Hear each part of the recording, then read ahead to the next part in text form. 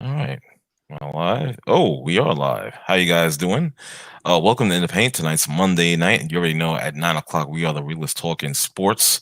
We're here. We're live on YouTube. I think Twitch. I think StreamYard. I think Facebook Live. Good evening. Hope all is well with you and your families. Everybody staying safe and healthy. My name is Rodney Jones. I'm your host slash moderator. I also go by my other name, Angus Black. That's me as well, in case people don't know that. And joining me for tonight's edition of In the Paint is the man that created the show, Mr. Mark A. Cunningham, otherwise known as Max 611 in the house. What's going on, yo? What's up, brother? What's up? What's up, Chandler? I see you, Dom. We're gonna bring Dom in as well. And as Max 611 just said, we have our brothers Chandler, formerly of Rochester, now upstate New York, somewhere I can't even pronounce the damn name. Chandler, how you doing? You doing all right, brother? Huh? You doing all right? Yeah, same old, same old.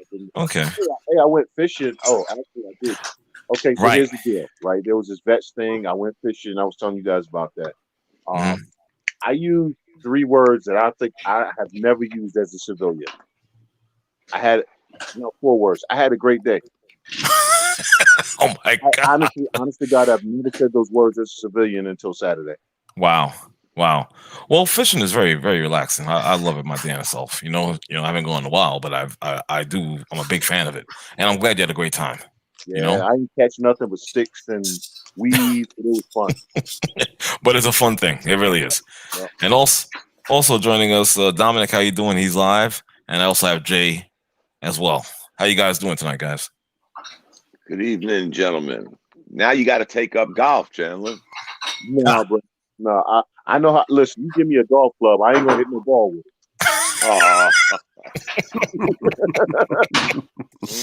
I understand that philosophy as well. I can't lie. I get it. Well, listen, guys. Like I said, I hope everybody's doing well. Thanks for joining us tonight. First thing on the docket, a little bit of a Major League Baseball issue. Mac had said, "Is the Major League Baseball wrong for changing the baseballs?" One thing that needs to be pointed out, I don't know if we discussed it or not. I mean, we did a little bit, but in regards to what the Mets first baseman Pete Alonso had referred to, saying how it affects free agency. I found that to be very interesting. I read that article. I was like, And I'm wondering if players are actually talking about this among themselves. So I have to, ask you guys, what do you guys think about this whole with the baseballs, the changing of the baseball, and what Pete Alonso had to say about it? Well, I mean, it's funny because in the 80s and the 90s, when everybody was talking about collusion, the same people who saying Pete Alonso is a conspiracy theorist were writing articles in the newspapers calling the people who talk about collusion conspiracy theorists. And then when everybody said that Major League Baseball knew about the steroid issue, everybody wrote articles and said, "Oh, you bunch of conspiracy theorists." Turns out there was collusion. Turns out Major League Baseball knew about the steroids. It's funny how that works. Now, is it a one-to-one thing? No, but first of all, Major League Baseball needs to stop doctoring the balls. Okay, they need to stop. Also, something that wasn't paid attention to, they bought the company that made the baseballs. That used to be its own private entity. They now own the company that makes the baseball, so they can do whatever they want with the balls now. Does it impact free agency? Yes, it does. And don't tell me about Garrett Cole, because Garrett Cole's gonna get $300 million from no matter what. Okay, Right. But it's the younger pitchers, it's the middle of the road, it's the middle average guys who are gonna get and say, no, we're not gonna give you money. You're gonna have to play for this little bit of chump change, or you can go. As we've seen over the years, there's a lot of the middle class of baseball is disappearing because what they're telling these guys is we're not gonna pay you. So you see guys not signing until March, April, May. You understand what I'm saying? We see that. So there is an impact when the ball is juiced and pitchers ERAs are through the roof. They're not paying pitchers. Now, I'm not talking about the top line pitchers, I'm talking about the middle class. And now you have a season where suddenly nobody can hit, right? So you don't think that some of these guys that's coming up in free agency, with the numbers being down, you don't think teams are going to look at that? Well, you didn't really do that great last year. So, I mean, look at some of the Cubs players that the Cubs have saying it. Well, you ain't been hitting. So there is something to it, but you know what? And one thing he said was very true. This is the only sport where every season lately they're messing with the ball. When's the last time they tried to change the ball in basketball? Not to 20. Jason Kidd was still playing. They tried to change the ball, and they went right back to the old ball because the players complained. Yep. I didn't mean to cut you off, Chan. Yeah, but no, I mean, they tried it in hockey. That lasted like 2 days. Like, no, that's not going to work. I mean, they even tried just adding the little light show so people watch the puck on TV, and they were like, no, hell no, get that up out of here. They don't mess with the football. So, right. Listen, you can call them a conspiracy theorist if you want, but don't tell me that these inflated or deflated numbers don't impact guys' salaries, because it does. It last does. I checked, Major League Baseball owners are really, really devious and do a lot of dirt. So it would not surprise me that they're trying to manipulate things because, that's what they do. Right. Let me say this. If you're gonna touch the ball, why not speak to the players? Why not have them consult you on the ball? Like when the NBA changed the basketball, players said they were getting cuts on their fingers from the ball. And I'm like, so you changed the ball and you didn't consult with the players who use the ball. That doesn't make sense to me. And then what Chandler was saying, they've changed. They keep changing the ball every year. Like last year, Chandler was saying that the ball was different in the minor leagues than the ball that they were using in the major leagues, right, Chandler? Yeah, and they proved that it was a different ball used. The AA ball was the same as the major league ball, but the ball in AAA was different than the ball in AA. How does that work?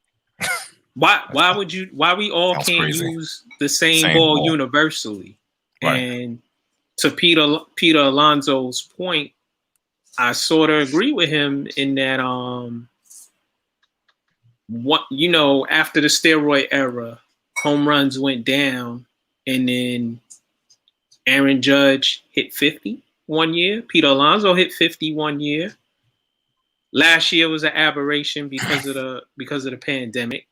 So numbers were down maybe, and some people caught lightning in a bottle like Luke Voigt. I don't think he'll approach what he did during the shortened season, what he's going to do in the regular season. And you're changing the ball. Why? You want to hold guys to because I think this is a shortstop free agency coming up. A lot of shortstops who are good hitters are going to be free agents, and their contracts are up, and they're going to be looking to get paid. So maybe they did change the ball. Yeah, I'd have to agree. For that reason. I'd have to agree. It's just really ridiculous how the owners are just trying to just like control, what I'm saying, this whole narrative and whatnot of who gets paid and who shouldn't get paid.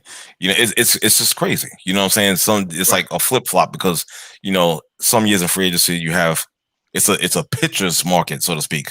You know what I'm saying? And then maybe the next year or even the year after, it goes into some of the top players, the top hitters. You know what I'm saying? You want to kind of control their salary demands. You understand? Say if a guy wants $35 million, and because he had an off year due to the ball change, you want to whittle him down to like 28, 29. You know what I'm saying? It's just ridiculous. Just have one damn universal ball across the whole leagues from A ball to AAA to majors. Let's have the same damn ball and stop the nonsense. Stop with the yo-yoing. It doesn't make any sense. And consult with the people who use the ball, the damn baseball players who would know. That would make sense as well. That would make sense as well. Have them tell you what they like about it, what they don't like about it. Like what Peter Alonso said, cheating is going to go on forever with pitchers using foreign substances, scuffing the ball. That's going to go on. And like he said, I'm with them mess, put whatever they're putting on the ball, then it not like what happened with the player on the Mets who got hit in the face. Yeah. Because maybe the pitcher didn't have control of the ball because the ball is different from how it was before. Yeah, Kevin Pillar. Right. Yeah, Kevin Pillar. You know what? Let it just be a free for all. If they want to cheat, I'm being serious because you got pine tar on the on deck circle and all this other. on the bats and whatnot. Let them use it. If they want to have a spitball, I don't give a whatever it is. You know what I mean? Use a foreign substance. Let guys go at it, and whoever wins comes out on top, and that's just it. Stop all this nonsense. You know? No sports entity, guys, is different. It's like every time they want to change something, they mess it up. Like you're talking about, okay, if it's a pitcher's market and the hit is a hit and it's really not a pitcher's market. If the ball's a scuff, it's not going to be a hitter's market. It's like the NBA. You know, the NBA went away from playing defense to having guys shooting 600 threes a night. So now all of a sudden, this guy that can hit 3 out of 10 threes, he's a commodity. He's a luxury in the NBA. And how's that working out? With baseball, come on, guys. I looked at the numbers before we started, and I go back to what y'all were saying before. Look at the numbers now. There's teams 62 to 65 games in. There's quite a few teams closing in on 100 home runs, hitting 265, 270. And we're talking about scuffed balls, different balls, no steroids. You know, again, the scuffing the ball, guys, we're all old enough. We remember some of these guys that had, nail sharpeners in their pocket. And under the bill of their hat. Yeah, they had Vaseline. Vaseline. Then what did baseball say? Oh, we'll let you spit on your fingers as long as you don't do it on the mound. Right. Okay, but I'm still spitting on the ball. I'm spitting on my hand, which is going to go to the ball. But as long as I don't do it over here, I'm good to go. Yeah. It's every sport is like this, guys. Football, wake up one morning, now there's 17 games. They just can't. None of them can seem to just say, you know what? Let's just roll with what we have. Let's play basketball. Let guys play defense. Let pitchers pitch. Let hitters hit. And let's see what happens. I mean, come on, guys. Nothing was a bigger scandal than what the Astros did. And I will give Chandler credit. That shit was a hot topic for 6 months, other than people yelling, cheaters. It went away. Yep. It went away. Nobody lost no money. Nobody lost no revenue. It all went away, right? Okay, COVID. Oh, man, the Astros ain't playing at Yankee Stadium this year. Or there won't be no crowd. But it went away, guys. It always goes away. No matter how we spend it, it goes away, and we play ball. And we watch. Yeah, exactly. Leave it alone. Right. Hey, listen, let me take the time right now to welcome our buddy Reggie into this. What's up, Reggie? Your mic is live as well. Hey, what's going on, fellas? How y'all doing tonight? All right, thanks for joining us, brother. Reg. Yes, sir. Yes, sir. Reg, do you have either you or Jay? Do either one of you guys have an opinion on this whole baseball debacle in Major League Baseball? I'm gonna sum it up in a nutshell. Okay. If you ain't cheating, you ain't trying. My man. Exactly. There you go. That's just crazy. Like I said, let everybody. This is a free for all. Just do what the fuck you want to do, and I don't give a shit anybody. I just don't care anymore. Let's move on to our next topic, shall we? Let's go in the lane of boxing. Teofimo Lopez going against George Kambosos. Title fight preview. I think this thing is going down on is it the 19th? I think Saturday.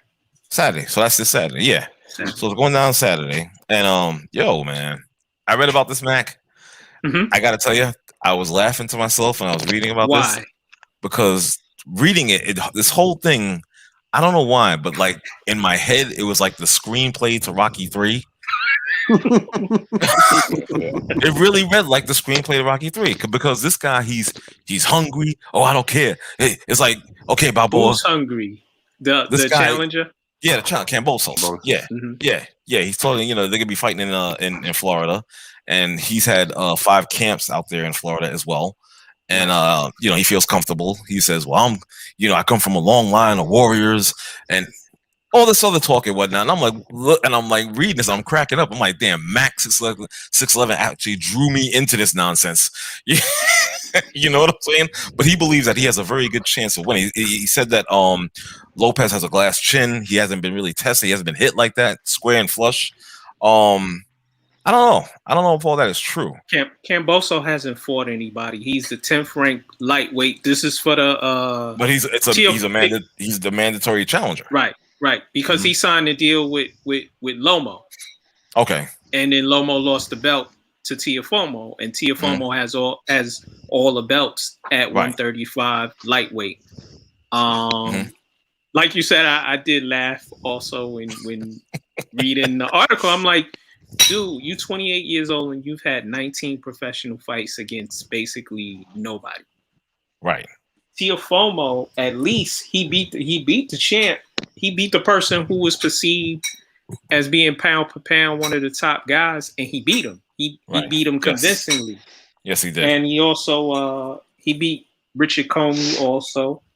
So those are his two big fights, and Teofimo only has 17 professional fights. I like Teofimo. I kind of predicted that he could beat Lomo because he hits very hard and he knows how to block, and he's also a savvy boxer. I haven't seen anything on Kambosos, so I'm rolling with Teofimo, and I think Teofimo will probably knock this dude out in the 8th round because he was talking a lot. Yada. Yeah. You know, again, I think this has the makings of the first fight in Rocky 3. So this guy's like ultra confident. He's cocky. He's very braggadocious. You know what I'm saying? And he's talking all this. I'm the warrior, and this and that, and nobody has tested this guy. Blah blah blah blah blah. You know, so we'll see if it's either the first fight or the second fight from Rocky 3 for this guy. Yeah, I know. Jay got something to say. Oh, for sure. I'm sure. Big time. I'm gonna tell you this right now. Don't count this dude out. Really? Don't count him out. Because these are the type of dudes. See, what happens is these are the type of fights where people get underestimated. Yes, that's true. And one thing about boxing that I've watched a long time and I participated in, all it takes is one punch sometimes. For sure. Right. And it could be, you know, that's why they were talking about, what's the name? Shakur Stevenson. How, you know, the other dude could have just closed his eyes and thrown a punch and knocked him out. If you got power, sometimes it just, you know, you could walk into a right or a left real easy. So, just ask Pacquiao against Maidana. I don't think he fought in the States yet. So I think this is his first fight in the States, actually. I'm not sure. No, I think it might be his second, but he hasn't fought many times here. So it's between 0 and 2. All I'm saying is that don't count this brother out. That's all I'm saying. Right. You know, I think Lopez is a good fighter, but I think he thinks that he's better than he really is, and he's real cocky. And he just got to be careful. I think it's going to be a tougher fight than he thinks. That's all. Okay. Right. Let me ask y'all this question. I like the talent that's at 135 in the lightweight division. You know, you got Teofimo. Lomo is still in that division. Gervonta Davis, Ryan Garcia, Devin Haney. Richard Comey is still in that division. Linares is still in that division. It's really a solid division with a lot of good guys. So what do y'all think is going to happen in this division with all these guys? Are they all going to fight each other? Let me ask you. Are we going to get some good fights? No. You should. Well, Jay says no, and I respect that. I say maybe. How old is Comey, by the way? Isn't he in his 30s? Like mid 30s, close to it, or he should be. I can find out. Who, Comey? Right? Yeah. Yeah, Comey got to be at least. Him and Linares are the two oldest guys in that division, I believe. Okay. You know. So none of them are going to fight until they're all in their mid-30s because we're going to be asking for the fights, but they won't give us the fights. And instead, they'll fight guys like EIO and IDIO. Because, I mean, he's 34. Comey is 34. Yeah, that's what I figured. That's what I figured. And also, the Bishop is with us live as well. Your mic is live as well. Thanks for joining us, brother. Talking about this fight between Lopez and what's this guy, Kambosos. Right. Well, Chandler, the fights won't happen because everybody doesn't get along with each other. Aram is sort of his fighters are sort of on the outside looking in when it comes to the bigger fights because nobody wants to deal with Aram and they don't want to deal with ESPN.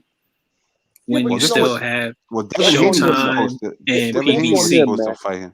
Matt, that's on them because if you know that nobody wants to make fights with the guy that you sign with, don't sign with him. Right. That's the problem I have with Crawford because he had a chance to be free and go sign somewhere else, maybe even promote himself. Well, he went back to Arab, so ridiculous, which was stupid. But I gotta say one thing, guys. Y'all make it sound like we want to see the fight in the beginning, and then the longer y'all go on, I'd be like, "Oh, this ain't working." Y'all reel me in, and then I'd be like, "Oh shit, they don't even want to watch this shit. Why am I gonna get interested?" Y'all do that all the time when it comes to boxing. I just be sitting there listening and saying, "Really? All right, maybe." No, they talk me off the ledge that quick. That's kind of a bad habit, right there. Chandler brings up a good point that we talked about last year, guys. With all of these different promoters and belts and divisions, Chandler's right. They'll fight each other in wheelchairs. 25 years from now, when nobody wants to see it no more. Come on, right? It's getting sad now. And it's a shame because we got like 6, 7 guys in this division who can bring it. Yeah. You want to know how bad it is? Roy, that clown Mayweather and that other clown made double-digit millions of dollars. I think it was triple-digit, but at least double-digit millions of dollars. Okay, that's how thirsty people are to watch boxing. No, people are thirsty to see Floyd lose. Okay, no. Let's keep it real. No. It's not about boxing. Let's not. Hold on. Don't talk over each other. Don't talk over each other. Okay. Okay, dude. They had people watching Nate Robinson. That Nate Robinson stuff got views. Okay, the Mike Tyson, Roy Jones in wheelchairs got views. My point is there is an appetite for boxing. There is money to be made. But between these boxers and the people they pick to manage them and their promoters are so penny wise and pound foolish, they can't see the forest for the trees. I agree with you. You know what it is, Chandler? I think I've said it before, maybe when we were on Blog Talk. They don't want to put their fighter in a ring against somebody who could possibly beat them because then that tarnishes the brand a little. And then you might not be able to come back. But for me as a super boxing fan, I know Jay is, if a guy loses, hey, you get up off the deck, you come back, you fight him again, and you fight the other good guys. Because I want to see all the good guys fight. But that's not how they think. That's how it used to be. But nowadays it's all about your brand. And it's like boxing is like the WWE. Yeah. Like if you can talk a good show, because it's like, again, when these boxing matches are coming up, I don't really care about how this person is living and their family and what they eat for breakfast and their poppy and their, I don't really care. I don't really care. Like I'm riding a bike. I bought this for my daughter and, now I'm going back to train. I don't care. Only thing I want to see is I want to see the fight. I'm not a Bishop. You don't want to know about the dog that he rescued from the pound. And then you don't know about none of that. No, I don't want to watch this dude. Like I don't want to watch anybody eating. At all you can eat contest or whatever. It's like I don't want to watch any of that. I'm not interested in any of that. 24/7. It's a waste of time. It turned boxing into wrestling, and it's just about now. The draw up to the event gets more publicity and more marketing than the actual event itself. Yeah, true indeed. Facts. Yep. That's the piss off with boxing for me too. I was very anxious to see Davis fight. Wasn't he supposed to fight Lopez? Who was he? Tank Davis was supposed to fight. Well, He was supposed to fight him or Garcia. Between Garcia, Davis, and Lopez, they all have been talking about each other and saying we need to get this on and blah blah blah. And Haney too. Right. And none of them, and they won't make the fights because I believe all of them have different managers and different promoters and connected to different Teofimo was supposed to be networks. fighting. He was supposed to be fighting Haney, and they turned it down. They said that he's not worth the money. Yeah, Haney's a bad dude though. Right. He's a really good fighter, so I understand why you said let's wait a little while, let him age up a little bit. You know, let him get tenderized. He said, "Let him get tenderized." I say he's a little scared. You know what I'm saying? Tenderized. Let him tenderize him a little bit, and then you come in. Right. Then you come in and you cook the steak. You know what I'm saying? With the Lopez camp, they keep putting their foot in their mouth because first they're like they're gonna fight him, then they're like, nah, we're not gonna fight him. Then they're like, yeah, we're gonna fight him. Now they're like, nah, we're not gonna fight. Like, just shut the fuck up and either fight or not. There you go. You know, right? There you go. So sort of like what Canelo has done. Like you were the top middleweight. You fought Triple G twice, and those were snooze fests.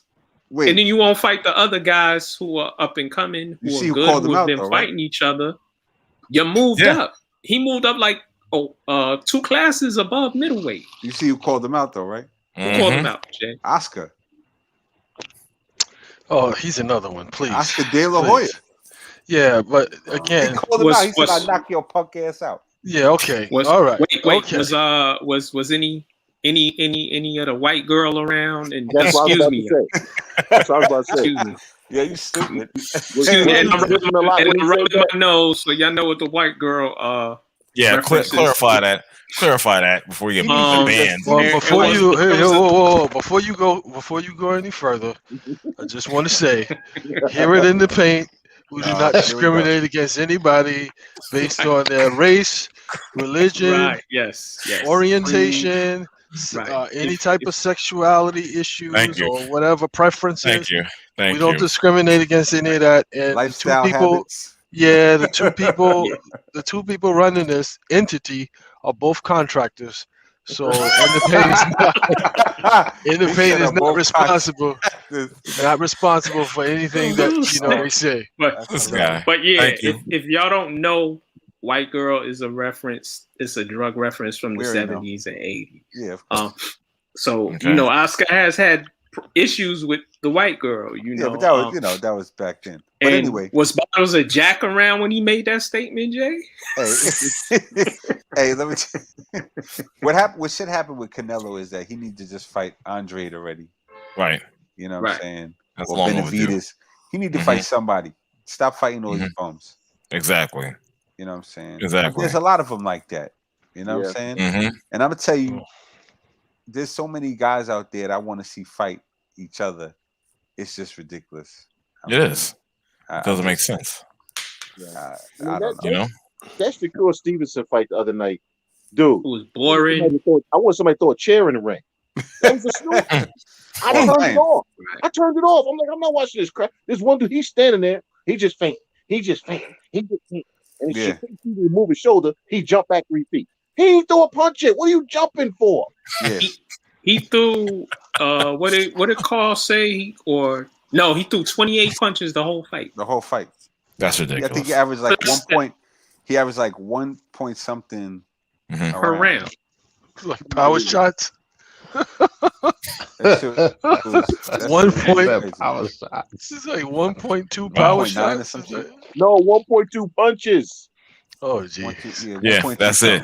He threw. I'm gonna tell you, 28 punches the whole night. I'm disgusted. What is he, Willie Pep? Stevenson should have finished him. My bad. No, go ahead. Stevenson should have finished him in the 6th or 7th round. Right. He kept saying he hurt him a few times.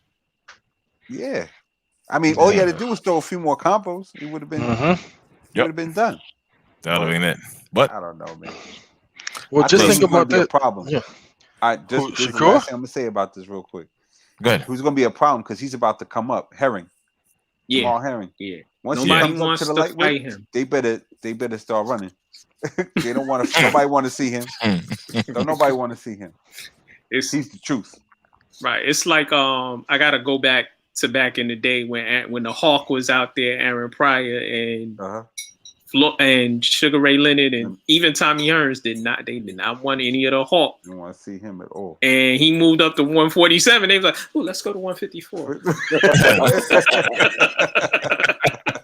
Right. Exactly. That's hilarious. Yeah, Listen, it'd be a problem. you guys want to do some moving on, or you would still want to stay in the lane? No. All right, we're gonna move on then. I'm gonna bring up something that you might want to clean off your monitor screens. Oh Lord. For this one. Okay, I know this is not part of the topics that we advertise, but 2 words: Luka Doncic. Oh God. I have to. Now, I know. I have to. We have to. Well, apparently it was some little dust up, little rift between him and this part of Dallas Mavericks management. I don't even know what the hell. I can't even describe his job description. I don't even know what the hell it is, But no, not. Oh. Yeah, don't put up the Portland. Like, what are you doing? So here's the thing. So once this news got out on Twitter, again, here we go. You already know which fans. That's why I said make sure to keep your monitor screens clean. Wipe it, it's sand free. Wipe it off. Okay, let's get it nice and clean. And the people yelling and screaming in ecstasy. This is a family show. This is a family show. Ecstasy is not a curse word. This is a family show. I just came to talk about sports. We are. I just came to talk about sports, and now I'm feeling like I've been literally like subliminally violated. I'm just saying though, man. That, already Knick fans are going crazy once they hear about this. Like, oh my God! Oh, when he leaves, he can come to New York. I'm like, Knicks can make a trade for him. Listen, dude. Listen, Knick fans, I love y'all. In fact, I'm wearing Carmelo's shirt tonight. I got on Knick orange and blue. I love y'all, Knick fans, but listen. Jesus Christ. The Knicks don't have pieces to make blockbuster trades. Right.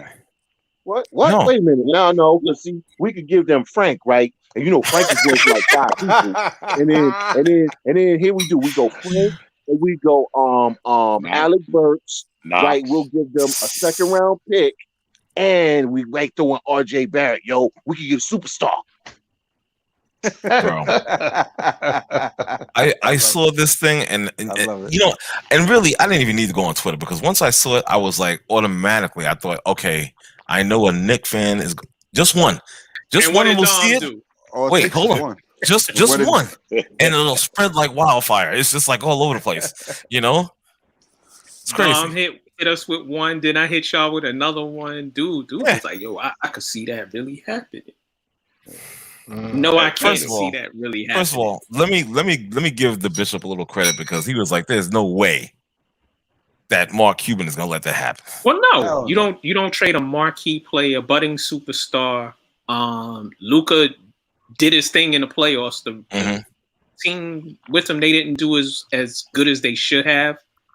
But you don't trade Luka over a fallout with somebody in the organization. He's gonna get fired probably. Maybe tomorrow he might get fired. Hey, that dude is a former gambler who they brought in and they gave him a title. And here's what he really does. He tells them the betting spreads. Okay.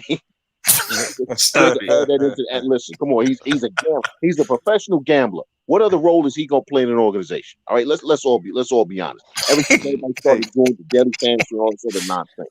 Okay, right. He's Mark Cuban's boy. He helped Cuban win some money when he was gambling. So Cuban gave him a little cushy job.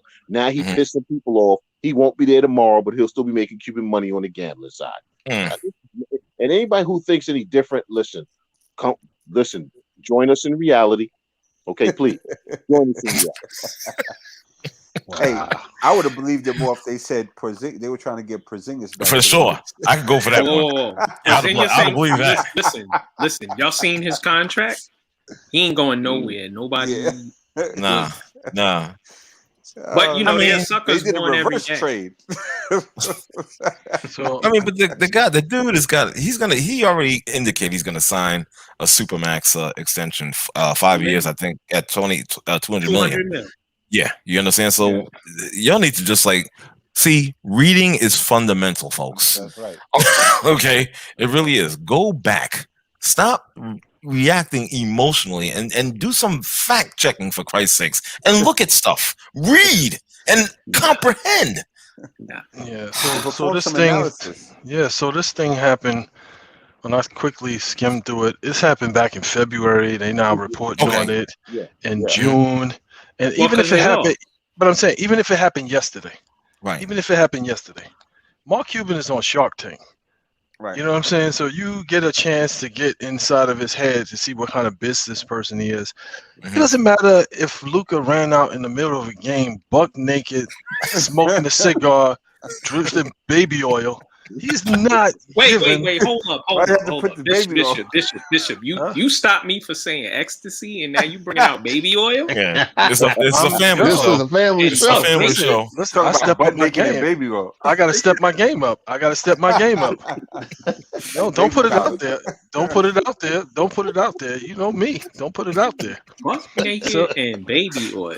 Good. Yeah, it's like with a cigar and a Slim Jim. It's like he is not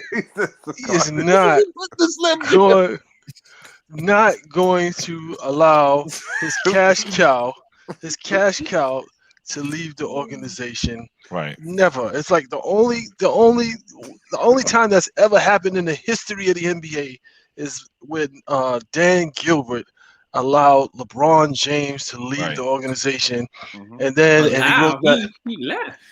I'm just saying, for a good businessman, whatever you had to do, even if you had to hire somebody to talk to him and say the things that you can't say, and say the things that your ego won't allow you to say, you hire somebody to do it. You don't allow your cash cow to walk out the door. Right. And it's like so much so to after he came back, he was still so he had a stroke or something, or it's like, dude, you lost so much money because you let him walk out the door. Well, you know what? Like I said, Cleveland is excuse me, Cleveland people, you're a flyover city. Wow. Yeah. Wow. I've been to Cleveland. That's not nice. It's not nice, but it's factual. You're a flyover city that we fly over en route to get someplace else. Rock and Roll Hall of Fame. So when expressed by Mark Cunningham do not reflect those of independent media. When LeBron left, a lot of money went out the door with him. Yeah, that's true. And it's probably why he came back. Okay, the whole business district down there just pretty much collapsed. I'm like, how did this, based on the fact that the team is doing well? Because if you think about it, even though they weren't a good team, they were always in the finals. They were always playing and contending for a championship. Well, the East was kind of weak at that time. It don't even matter, but they were contending for a title. They were contending for a title. That was the only industry in Cleveland. I mean, all the other industries were gone. So when LeBron left, he literally took thousands of jobs with him. Right. Yeah. And the same thing happened in Orlando. You and Dom would know better. Shaq. Cleveland does have a rabid football base, and I don't know about the baseball team. I don't know if the baseball team does well attendance wise. Depends. Do better than Atlanta. But the funny thing of what y'all are talking about is at the end of the day, even when Bishop brought up Dan Gilbert, then you got to bring up Pat Riley. At the end of the day, guys, these players have a choice to go where they want to go. Do you really think they're overly concerned about the economy in South Cleveland? No. They're not. Yes. Go where they no. go. Yes. No, they don't. His economy is that economy. Right. Yeah, but Who he you can think? get that anywhere though, Bishop. That's No, the thing. not like that. A player like LeBron, did any of his endorsements go west when he No. went to Miami, then back to Cleveland, and I'm back talking to about LA? how it impacted Dan Gilbert in the Cleveland organization. Like Well, the then you value gotta, of the organization went down when LeBron left. So they were like in the top 5 to 10 in valuation, team valuation when LeBron left. my only point is, Bishop, is you can't stop that. No, What are you going to do? no. If a guy wants to go somewhere else, he's going to go somewhere else. But you should have accommodated. But I'm not saying you could force them, but I'm just saying when you got a generation of talent like that, you have to accommodate whatever it is that this person wants. You have to be accommodating because it's just good for business. But we all knew the handwriting was on the wall with him, Bosh, and Wade. So that was a given. Was Cleveland? I mean, you got to really think of this realistically. Cleveland was lucky to get LeBron in the draft. They've never been a draw to draw other players there. Mm-hmm. So they should just thank their lucky stars LeBron stood there that long and then had the, decency come back.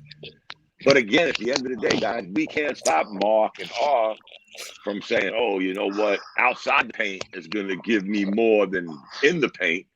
It's about their decision and what they're going to do. And with Doncic, if Doncic just waited to be a free agent, then this would be a subject.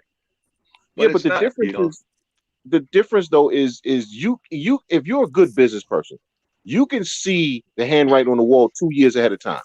Let's go back to Luka. Luka's under 25. Okay, he came from very meager beginnings, right? So you offer him as much money as possible right off the rip. Why? Because I'm young, $200 million on top of what I'm already getting. I can set up my family, da da da da da da. Now, when we go talk about LeBron and Gilbert should have been smart enough, as Bishop said, to realize, listen, I'm pissing this dude off. And he is literally carrying this entire city's economy. Maybe I should shut up. Maybe I should go sit in the damn corner and stop being an a-hole. Mark Cuban is not going to allow that to happen. Mark Cuban, I guarantee you right now, Mark Cuban is sitting down somewhere with Luka. Somewhere, hey, the story came out, man. Listen, what we got to do to fix this right now. This is years. All right, I guarantee you, Mark Cuban, every day this week, month, this summer, Mark Cuban's going to pay for his vacation. Hey, your family want to go somewhere? Your girl want to go somewhere? Your dog need a vacation? You understand? Come on. He probably somewhere blazing up a blunt with Luka. You know what I'm saying? But again, guys, this family show. Be a valid point if he decides to not take that rookie, as he sips his cranberry juice. If he decides not to take that rookie extension, then he becomes a free agent. No, not for 2 more years. No, it'll be next year. He can sign the rookie extension this year and become a free agent next year. So again, unless that happens, we're really, I guess we're really talking about Knicks fans cleaning their screen. It took me 5 seconds, after I read your text. Exactly. You were cracking up, bro. Okay, I know just who to go to. I like the guy. He's a good dude. But he's one of them. And again, guys. And there's a couple other people. Oh, but I just knew to go to him. That's how I got your answer so fast. I knew right off the bat. As soon as R said this, I thought, he's on this. This guy's on this. And trust me, he's one of them Knicks fans that, just go knee deep that everybody's coming to New York. But that being said, guys, this is why we say there's reality and then there's social media. You decide which one you want to be in. That's all. We're all grown men. It's kind of comical, it is, because as soon as you said it, I said Nick and Nada. Let me search him real quick. Bang! Wow! And you know how he did it? It was cute, wasn't it? He tried to get subliminal. Exactly. Well, I really don't think R is going to come to the Knicks, but just like the brother in our group who was like laugh out loud. I'm like, no, you was dead ass serious. Dead ass serious with that. And then another dude on Twitter, I'm like, come on, y'all. The Knicks don't need to chase every big name. Luka ain't going nowhere. He ain't leaving Dallas. But the thing is, when you said it, the first thing I thought about is the guy's not even a free agent. Right. Bleacher Report. Hey, let me tell you something. Bleacher Report is the biggest instigators of sports. They're catching up to ESPN. They are really catching up to ESPN with their instigating. They are.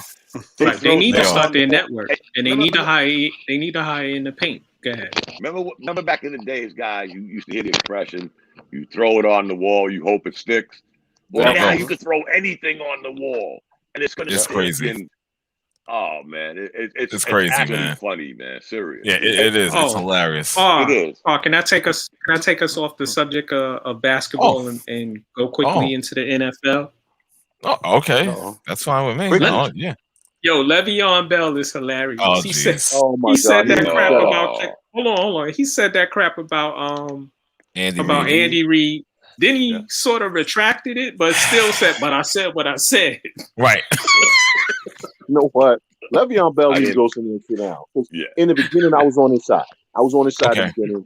Everything that happened, you got supposed union brothers complaining about him trying to get his money. Get your money. Okay?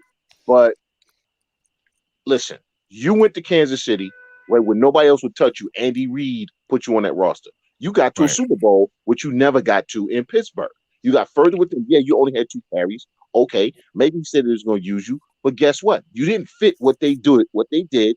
I watched the games you played in the regular season. You weren't really doing anything special. I think you had 2 touchdowns, maybe in the regular season, maybe 2. Yeah, he had one game where they had to use him because they were running back. And in that game, he didn't do a lot. He didn't do a lot in that game. So, actually, he had 2 touchdowns. He had 60 yards and a touchdown or 2. Okay, so you know what? He did well in that game for them. But what I'm saying is, at this point, Le'Veon, shut up. Because here's the thing: ain't nobody checking for you. First of all, all right, nobody's checking for you. All right, the teams ain't calling you. They're not calling your agent. Nobody wants you to come try out. So shut up. That's what I'm saying. And nobody cares if you don't want to play for Kansas City, because here's the thing: Kansas City don't want you to play for them. So I would play for Andy Reid if he's not asking you, and neither did we. Well, here's the thing. He's what? He's 29 years old. That's hilarious. Adam Gase devalued your brand. Yep. Because and I understand you went for the money. That's why you went for the guaranteed money that the Jets were going to give you versus the not guaranteed money that the Steelers weren't going to give you. And then they were going to make you restructure your contract the following year because that's what the Steelers do. And I understand you went and got paid and you let Adam Gase devalue you. And now we're here. Right. And you hear, since you're talking about football, y'all read the one about Jamal Adams, right? No. What happened with Jamal? Yeah, now all of a sudden he's not happy. He wants to restructure his contract. Here's the funny thing, guys. You NFL guys. You're not Darrelle Revis, Jamal. Yeah, but here's the funny thing for you NFL guys. Antonio Brown is like a choir boy now. Got a job. Ain't complaining, getting paid. Got another contract. Got another contract. And meanwhile, this NFL wheels on the bus go round and round. It's still going round and round. And there Antonio Brown is probably sleeping in Brady's pool house. But he got a job. He's getting paid. He seems to be happy. You don't hear nothing about him no more. And wow. Super Bowl and a new contract could do that. Oh, yeah. That's it. Yeah. Yep. Well, Dad, finding out that you ain't gonna have no job if you keep running your mouth and you finally get the lesson. You know, I don't have. And again, when guys are young and they still in the middle and they still in the prime, and if you can make these people give you that money, get the money, because when you get to the Le'Veon Bell stage, they're gonna crap on you and show you the door right quick. Yep. Okay? Like the offensive tackle that I think it was Denver screwed over, and then they was like, well, you know, we're still in the pandemic, so he's working out at home. Yeah, but you weren't working out at the facility, so we're gonna cut you, and you ain't getting no money. Now, fortunately, the Ravens signed him to a 2-year deal, so he's still gonna get paid. But to get your money, I don't have a problem with that. I just hate Jamal Adams because Jamal Adams runs his mouth and hasn't ever done it. Okay, I mean, when you haven't done anything, I need you to stop talking. Stop telling me Right. you're a winner when your teams keep losing. Stop telling me how great you are when your team is trash. Okay? Yeah, that's my only thing. I don't have a problem with him trying to get his money. Go get your money. But shut up. But Chandler, wait, you don't understand. He's the best of the worst. But meanwhile, Richard Sherman don't have a job. Yeah. I think somebody will sign him. As of today, he don't have a job. But Jamal Adams is doing the Chandler saying, running his mouth, and okay, how'd that work out for you so far? But Dom, they had different spectrums of their career. I understand. Sherman's almost at the end. Jamal's still in the middle. But see, Jamal ain't Richard Sherman, and he That's won't true. be Richard Sherman.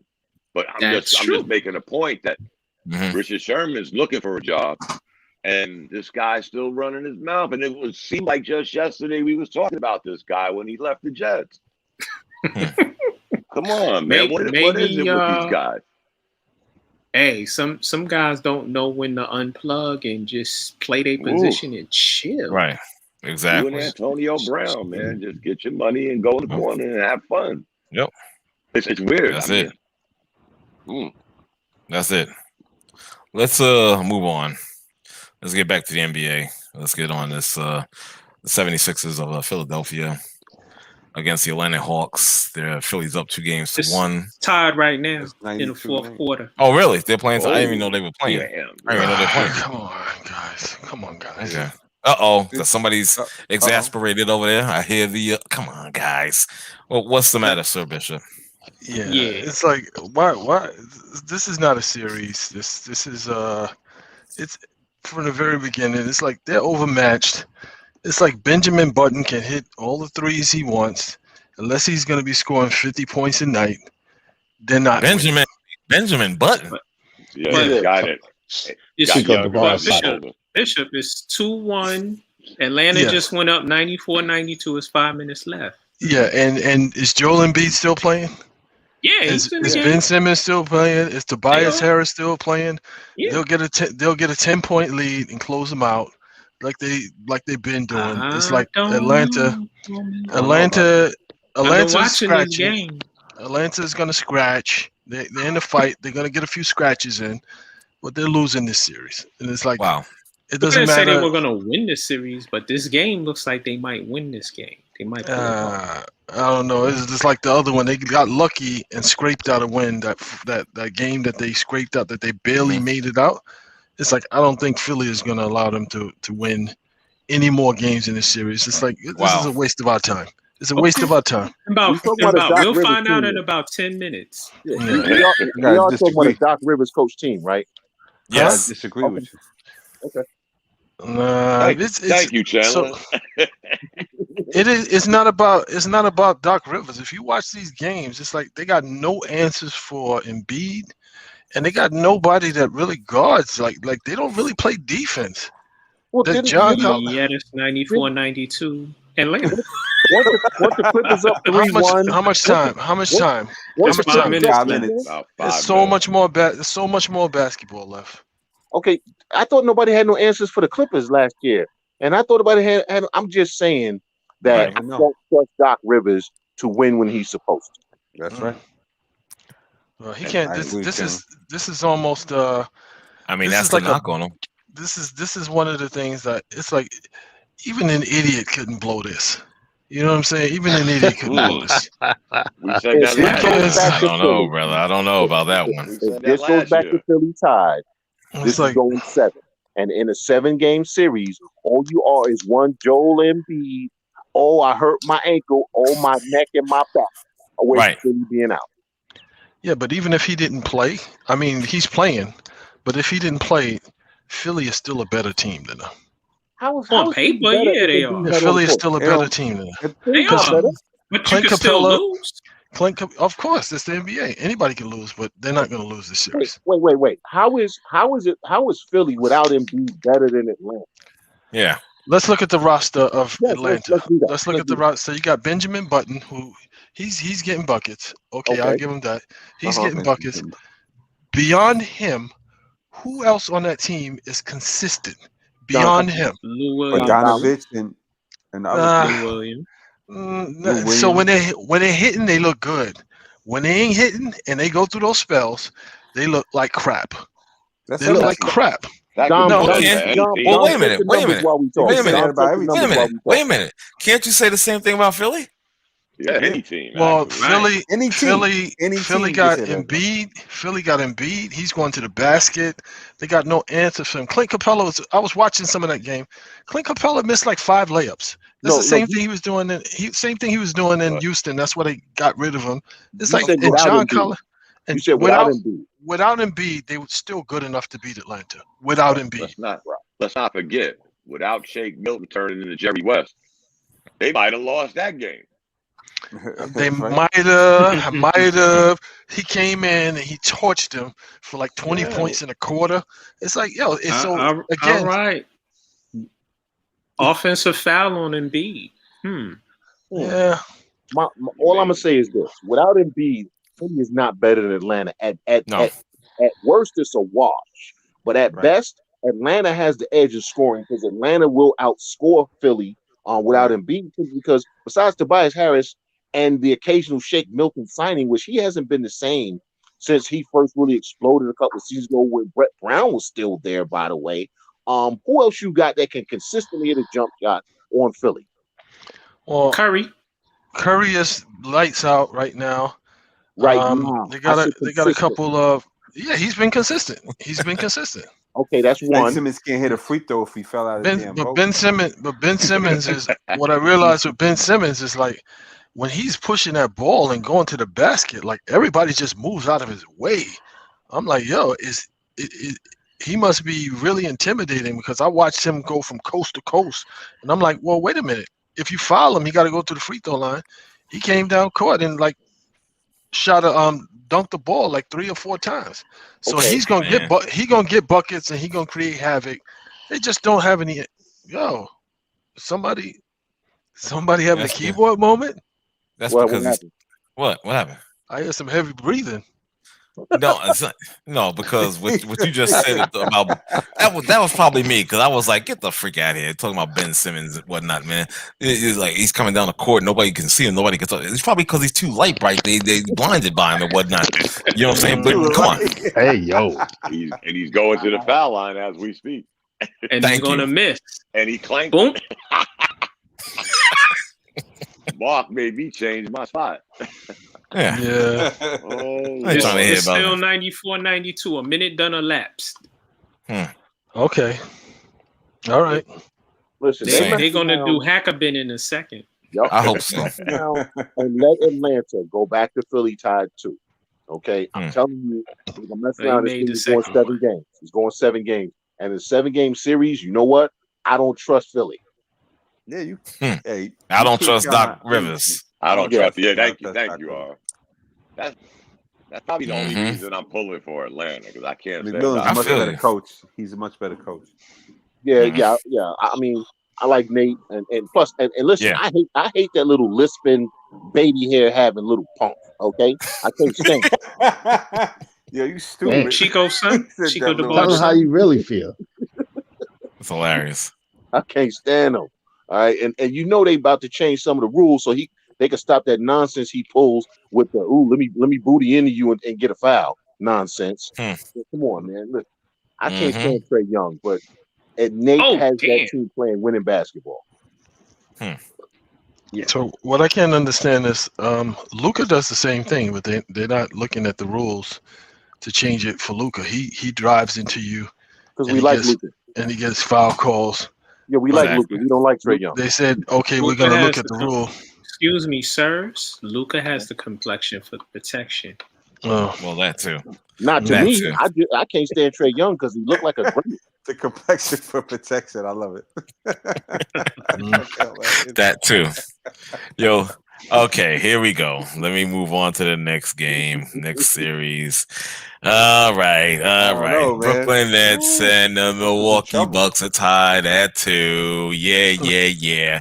Okay, let me just fire those shots. Let's go. Let's get it over with. Come on. Can I get at you real quick? But I'm not going to get at you. Go ahead, I don't care. No. It's unfortunate that Kyrie got hurt.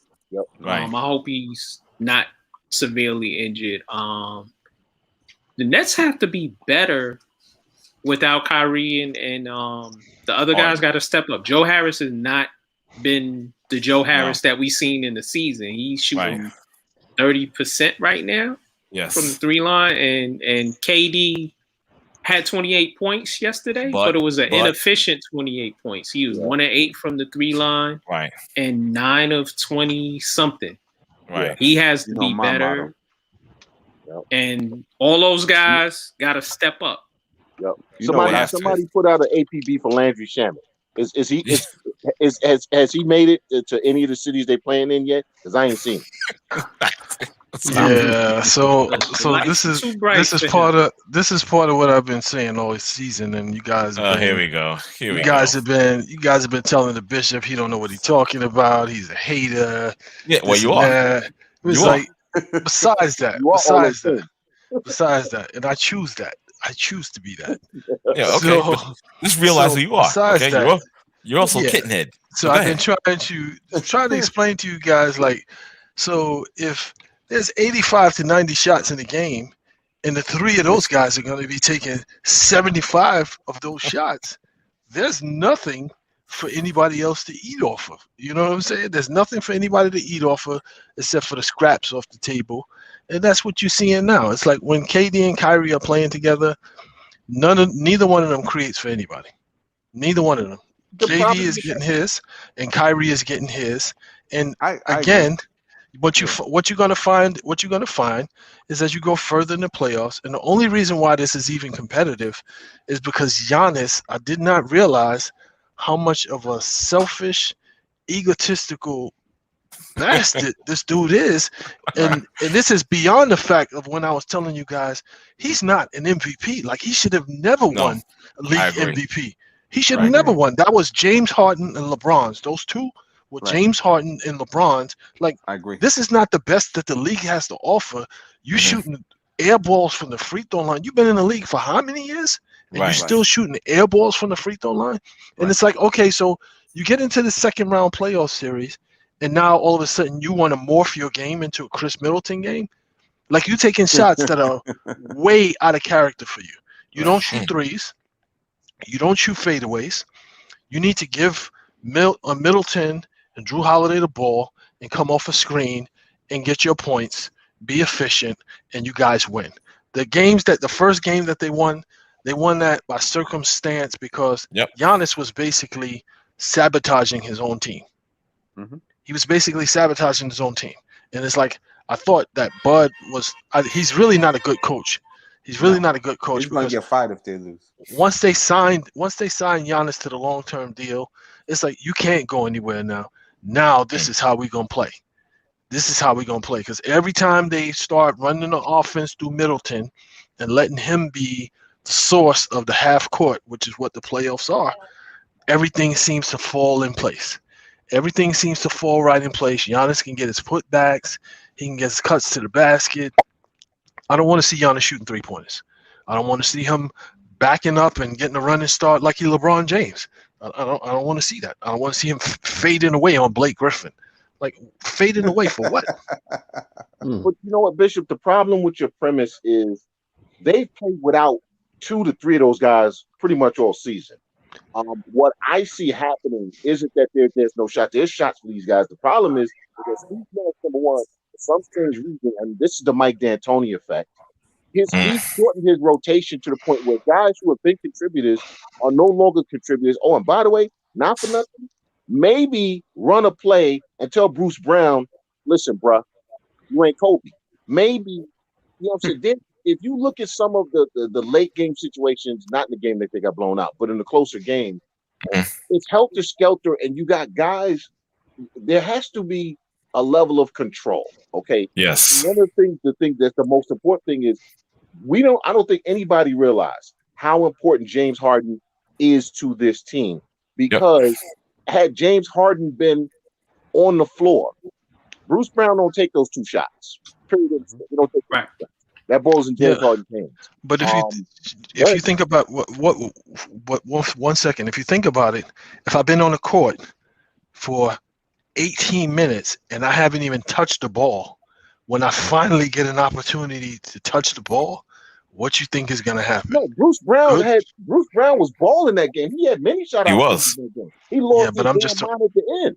I'm just talking about like in the crunch time. In the crunch time, you are thirsting for the ball and you finally get an opportunity. You're going to take that shot. You're going to take that shot. Like that's the Draymond Green layup floater that he took. That was like way. It's like, why are you even taking that shot? Where's KD and Kyrie at? Why did they even inbound the ball to you? Right. That was my thing. Why did they even inbound the ball to you? Right. And I'm point the finger at Steve Nash. Well, and again, it's the D'Antoni effect because you seeing some of the nonsensical stuff towards the end of games that you saw with a lot of Houston Rocket teams. You know what I'm saying? And do they need James Harden? They need James Harden. I don't care who else don't play. They need James Harden. Well, you know what? Yeah. Him coming in out of shape is why he's not playing right now, because he's had that hamstring problem a bunch of times this season. So, but again, when he's playing and he's healthy, he decided to sacrifice points for the rest of the team and move the ball to people who need to score, and he's become a facilitator, and he scores when he needs to score. And we said early in the season someone was going to have to sacrifice, and this is the James Harden who was in OKC. The James Harden in Houston, I didn't like him, partly because of D'Antoni and partly because he just dribbling the ball forever. And the OKC Harden is who we see now, the guy who's going to get in where he needs to fit in. I can score when I want to score, but I'm going to facilitate and keep everybody happy. Yeah. Right. But the thing that confuses me about Milwaukee, you have probably the best two-way point guard in the NBA in Drew Holiday. But Giannis is bringing the ball up court. That's the coach's fault. But here's the caveat to this. When you talk about Giannis, I've been watching basketball a long time, guys. I don't think I ever seen a player win one MVP, let alone two MVPs, that has so many boxes that are checked with needs improvement. I've never seen this before. Serious. I've never seen this before in my life. He can't shoot. If you look at his numbers, guys, I know the last time I looked, his field goal free throw percentage has gone down every year, not up, down. And you won the MVP 2 times. I don't get that. Maybe it's me, guys. Maybe somebody else can find some statistic somewhere else that you saw an MVP that you said, "Oh man, no, I haven't." It was a safe choice. He just don't have enough. It was a safe choice. You don't have enough to be that guy. I agree. I understand. I understand he's got talent. Don't get me wrong, but I just never seen this before. He's the defensive. He was a former defensive player of the year, and he can't guard Durant. Again, you don't want to put him on Durant. I don't care what he wants to do. If you want to win, this is what I mean about him, guys. There's too many boxes that has needs improvement checked next to it. Well, that's weird. This is the narrative going to. And I'm gonna tell you this. Hey, I'm gonna just tell you this. MVP to me makes everybody play better. Makes everybody better. You know, picks up the whole team. That's an MVP that could do anything. Technically, can take over the game at any time. That's an MVP. He's not that guy. No. And I don't know if he's ever going to be that guy. He thinks Probably he's not that guy. But he tries to take over the game. And this is why. The only reason why the Nets are losing right now, I think that they may lose because they're not moving they're not moving the ball around. Durant played hero ball last. They're not getting enough guys involved. He did. That was a mistake. That was a mistake. How many times Giannis come down the court and either he draws an offensive foul or travels or throws the ball away? I mean, they could shut him down easily. All they got to do is double him when he comes into the lane. Because he's not playing this game. He's not playing this game. Exactly. He playing some. He playing like he trying to play like Middleton, and it's like when I'm watching this series, I'm like, yo, dude, like you playing like Who you got the scared fire for some. engine? You playing like you scared for anybody else to get shine. Right. But that's the It's thing. like you playing. No, I don't think it's that. It's Yeah, when you come down, and you jacking up 3-pointers, when you jacking up 3-pointers, when you got a 50, 40, 90 guy who's in the half court and who's like money and don't need a whole bunch of shots, and you could run the offense through him, or you got a point guard, a premier point guard.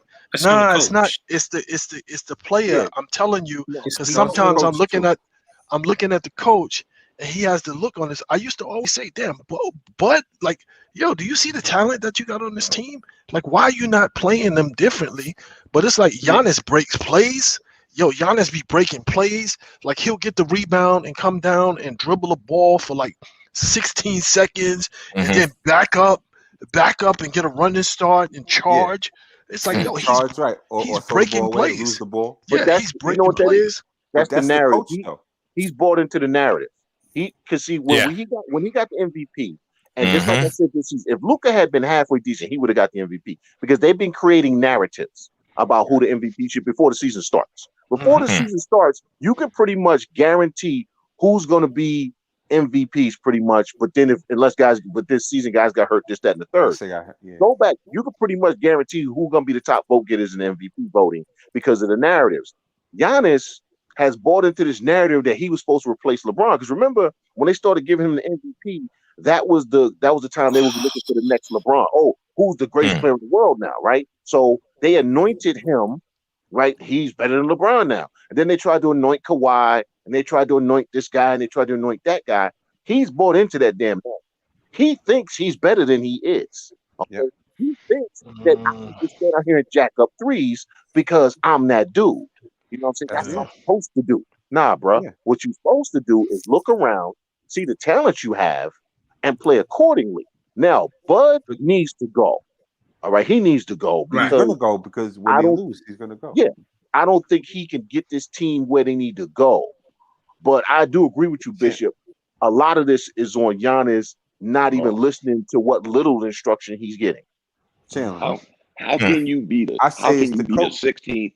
How can you be the 16th best shooter on the team and you're the one jacking up threes? I don't get that. I don't care who knows it. Right. Well, that's why if you know the ball boy got a better shot than you should be taking that shot.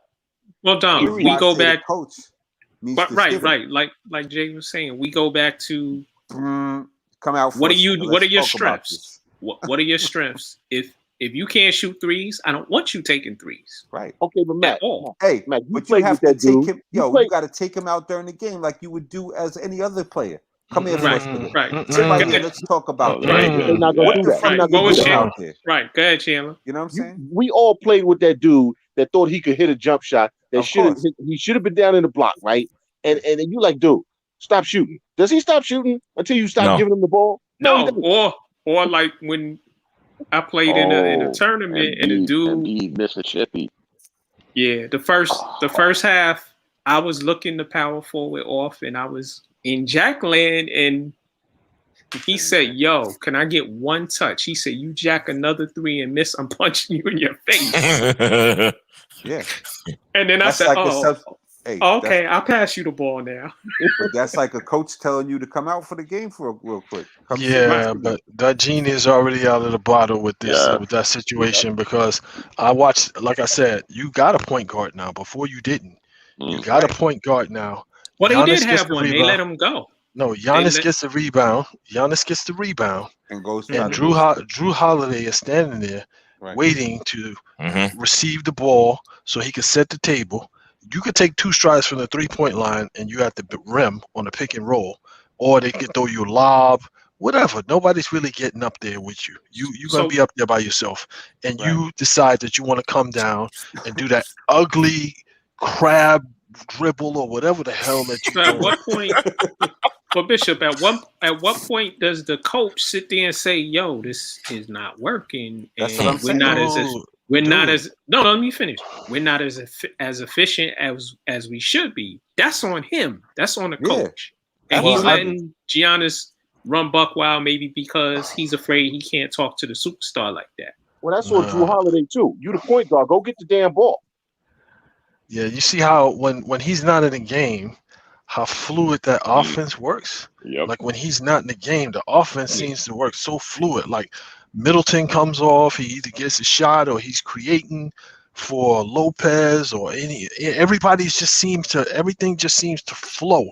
You know what I'm saying? But when Giannis comes in, it's like now I'm going. It's like, dude, you haven't shot 3-pointers all season long. Now you're gonna get into the second round of the playoffs and you take 7 3-pointers. But you know what? Again, I look at what Chris Paul did. Now Chris Paul went into Phoenix, right? And Devin Booker was there, and Devin Booker thought he was that dude.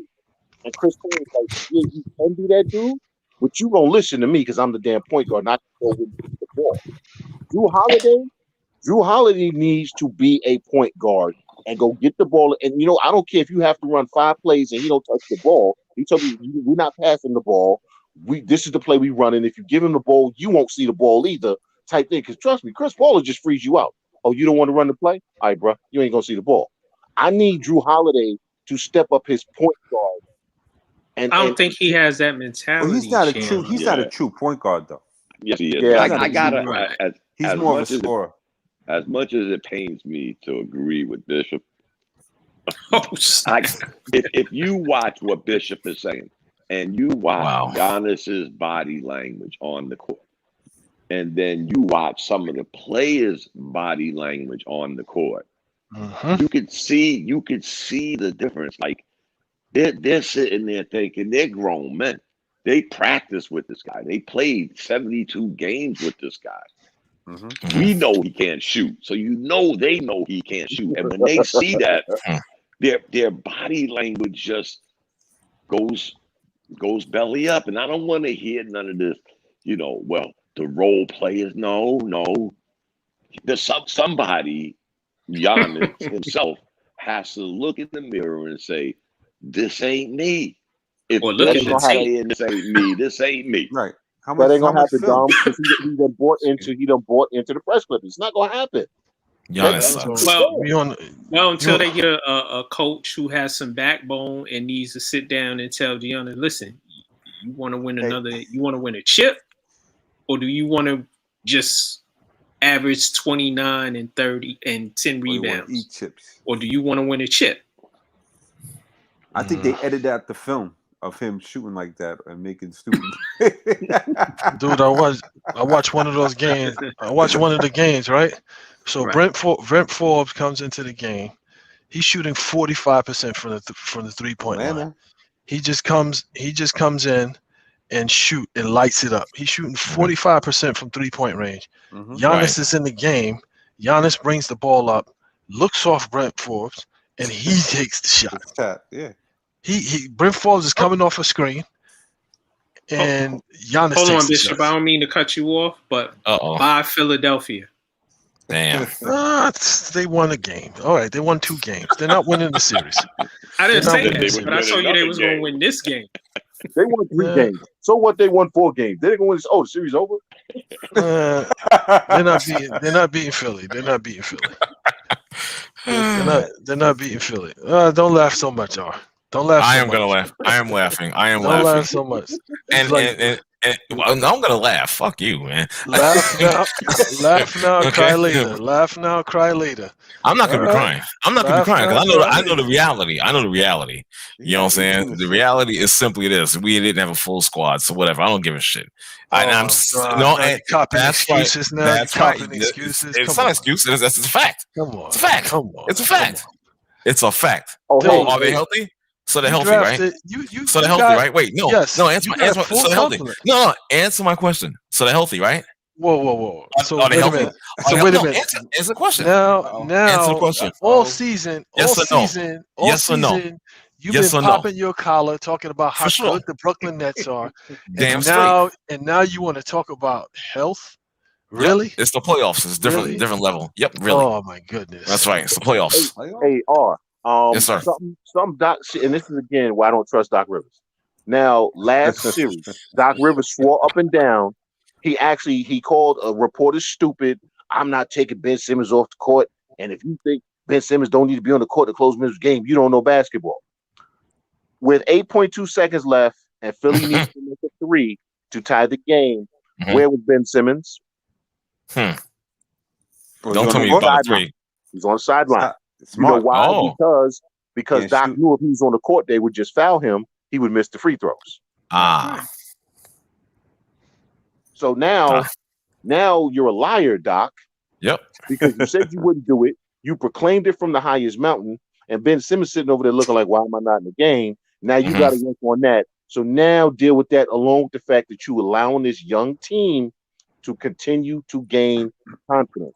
The worst thing you can do with a team you're supposed to beat, we've all been there. And let them hang around long enough to think they can actually win. That's right.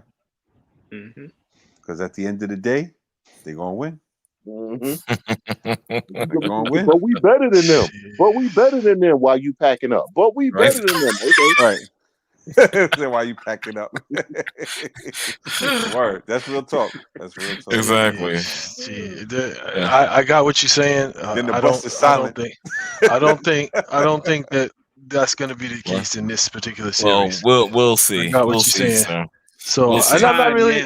I'm not really interested in this. I'm not really interested in this series. I'm more interested in the other series in the East. Yeah. Okay. I'm Whatever. interested in the other series in the East because, like I said, if Giannis actually says, you know what, let me not shoot these threes. Let me get my offense on the move. Brooklyn has no answers for him at all, none whatsoever. And then that puts Middleton, Lopez, Holiday, Forbes, all of those guys in their natural flow of the game, and it's just not going to work. Like it's the end of the line. We'll see. The end of the line. We'll see. Without Harden, then it doesn't really matter whether Giannis acts a fool or not. Without James Harden, Nets, I don't think can win this series. I don't care who else is there. Without Harden, it's gonna be tough. It's gonna be tough. I understand that. It's gonna be very hard. You know, it was hard. It was hard before. It was hard shut before up! he got Shut up! I was saying the same thing before. Hey, I was saying the same thing before that. You know who Nash should be playing more of? That kid Chuoza. Yep, they should. Yep. He has him chained to the bench right now. Yeah. That's the D'Antoni nonsense where he's getting the rotation too much. Where you got guys who can contribute and you're not letting them. Exactly. He needs to be in the game more because he could play, and he can move the ball. Well, James, the point guard, that Mike James, the backup point guard, he's pretty decent too. Like when he comes in with that, he's pretty decent. He can hit an open jump shot, but it's just that again, like that whole team and the whole concept around that team is like flawed. That's what I've been saying before. It's like yo, stop talking nonsense about my squad. Okay? D'Antoni. Yep. Right. We're gonna clear that shit up right now. Yeah, fuck D'Antoni. But I'm just saying, you're gonna stop talking bad about my team on this broadcast. Let's just make that clear, okay? And somebody in their feelings. Somebody in their feelings. Nobody ain't no feelings. I'm just telling you what it is. Yo, brother. he straight went Sam Jackson and Menace to Society. Yeah. You know what I'm saying? We ain't gonna be having that tonight. You know? He said, "You best not be saying nothing about my team." And not it was a week ago. It was a week ago, and he was like, "Yo, it's only one game. It's only one game. It's only one game." And now it's another game. Let's not act like they're not down. They're not down. It's tied. Now today you're talking about today you're talking to your attorney about a plea deal. It's a best of 3. You're talking to your attorney about taking a plea deal. I'm not taking a plea deal. Fuck out of here. I will. Before we move on, let me just say this to this brother. I'm not going to be on the show, saying your written statement for me. So you can forget that. That's out. Oh, come on. Come on. See? Wow. See how, Mac, you see how them dudes from Queens roll? You see how them niggas from Queens roll? Quiet. You see how they roll? Yeah, you see how they roll? I see it every day. I'm just saying. Yeah. I'm just saying. I'm not reading that written statement. You can forget that. That's out. Oh, gee, I'll read it. No problem. Hey, you ain't gonna be able to get on the show. What are you talking about? Was there a poll? Was there a sighting of someone who usually disappears? Playoff P. Playoff P. Yeah, had a good game the last game. He did. Yeah. Okay. Stopped all that flopping. Yeah, I was reading something where they said they should move him to the point. What do you guys think about that? Come on, stop. I'm not. He has the ball in his hands anyway. It doesn't matter. Right. He has the ball in his hands. It don't matter. Yeah, I agree. He's basically the point guard. That's true. Because he got two little knuckleheads, Reggie Jackson and the other dude who's an irritant. Oh, Beverly? Yeah, he's not even he's a defender. He's not even an offensive player. Right. Mm-hmm. He got better, but he's not an offense. He's right. Not a point guard. I think Utah might go 6 or 7 games. I think Utah might win. Utah's gonna win. It'll probably go 6. Utah's gonna win because they're the better team. And because at the end of the day, Kawhi can score 40, but Paul George is gonna go 5 for 75. Okay. Reggie Jackson is gonna be hitting threes until they need him to hit a 3. And then he's gonna come down there and stand there with the poles and clank it off the front rim. Yeah, you stupid. Yeah. 5 for 75. Marcus Morris is gonna be in that corner flailing away trying to get a foul and looking at the ref. And mean mugging. You know what I'm saying? And Ty Lue gonna be standing there talking about, well, I coach LeBron, so I know how to coach because I coach LeBron. Dude, miss me. that team, I'm so sick of the Clippers right now. I'm so sick of the Clippers. I see. It's not a good, it's a bunch of names. It's a bunch of really nice names. Yeah. But that ain't a well-coached team. That's not a smart team. Not for nothing. They're not smart. Their basketball IQ is they're pretty dumb. When you watch them in crunch time, they're dumb. Okay? It's not that they like make mistakes or freeze. They're just dumb at the worst moments. So Utah's winning that series.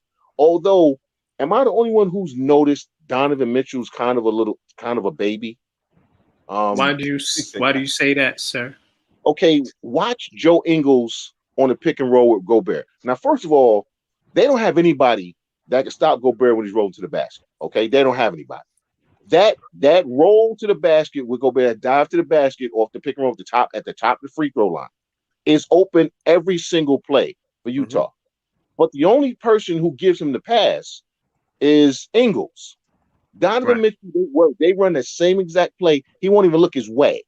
But then he'll dribble into 4 people, jack up a shot, and then look at the ref like, why you didn't give me a foul? Why didn't you pass the damn ball? Right. You know what I'm saying? And then if you watch him play when the team is going well, like everybody's hitting, this guy's hitting, this guy's hitting, this guy's hitting, a play will come where Mitchell will get the ball, and basically it's like, I'm going to take a shot now. I don't care what's going on. I don't care who's hot. I'm shooting the ball. Yep. Sounds like the dude who told me on the court, yo, I didn't touch the ball. I didn't touch the ball on the last 3 possessions. So you going to jack one? Yeah. Just watch him the next time. Just watch. If they get a run, like they go down score, and different guys are scoring, you'll see like the next 2 possessions, Donovan Mitchell will not give anybody the ball. He's going to dribble into 3 guys. And yeah, the shot might go in, but it's not good basketball. Yes, that's not good basketball. You know, and he refuses to pass to Gobert for some reason. I don't know. Listen, I get you got a problem with this dude, but you're trying to win a championship. You got to do that 7 foot. What is he? 7'2", 7'3"? Yeah. And their tallest player is 6'8". What am I missing? Yo, I think you guys hit the point in regards to Tyronn Lue being a bad coach. You know what I'm saying? He's just not the guy. You know, and it's clearly shown because he's getting burned with stuff that he should be doing and stuff that he should not be doing. That's the difference. You know, so it's just, to me, that's the most important factor. I don't give a damn what Paul George is or isn't doing. It's the coach. That's just my thought on it, you know? Right. Yeah, winning cures all. Winning cures all. It's, they play crappy. Guys don't step up, and then they come back and they play the way they're supposed to play. Paul George looks like who Paul George is supposed to look like, and it's like I was looking at his stats, and this dude is averaging 20 points for his whole career. I'm like, that's pretty tough to do in the league. 20 points a game, no matter where he's at. He's averaging 20 points a game, and those nights that he's focused, that he's playing and not worrying about like trying to draw fouls or flailing himself when he's driving to the basket or whatever, those are like 30, 40, 50-point nights almost. And I'm like, wow, and it's easy. It's like he's not even breaking a sweat. It's easy. I'm just like, if he just focused in for the next like 2-3 games, I don't know if Utah will be able to beat them, because I think they overworking Donovan Mitchell. Like he's getting a heavy work. He's getting a heavy workload, and he's injury prone. Yeah, So, but that's on him, Bishop. Again, if you've been watching the games, he's choosing to take bad shots. He's choosing to drive into 3 guys, push the ball out, make the easy pass. Right. A lot of what's going on with Donovan Mitchell is self-inflicted. Especially knowing that you're injured, bro. Make the smart basketball play. You don't have to try to dunk on everybody. You ain't got to go 3-on-1. I mean, 1-on-3.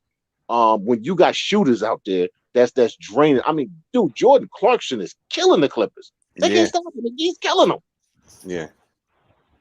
But you know what? It's funny because Paul George, like you said, listen, nobody ever said Paul George wasn't a very supremely talented player. I don't think anybody would argue that he's an all-star caliber player. Maybe a notch below a superstar. He's a star in the NBA, but he could be far more. He just, for whatever reason, he chooses not to be. Yeah, some guys are not in it for that. And I was having a debate with one of the dudes who was saying like, "Oh, he doesn't have a killer instinct," and it's like this misnomer of like killer instinct. There's no guys don't know what that is, and they don't know what they're talking about. There's no killer instinct. It's guys who on the court that have control issues that feel like they're the only ones that can do it. So I'm the only one that is capable of taking this game-winning shot. I'm the only one that's capable of doing this. That's not killer instinct. That's selfish. So that's being selfish. So Bishop, let me just ask you this. So is that selfishness on Mike? Selfishness on Kobe? Yes. I agree with you. Absolutely. I agree with you. Absolutely. Classic examples of it. Right. People say Magic. Magic passed the ball, right? Most of the time, he scored when he wanted. He scored if he could, if he wanted to, right? Right. Did he have a killer instinct?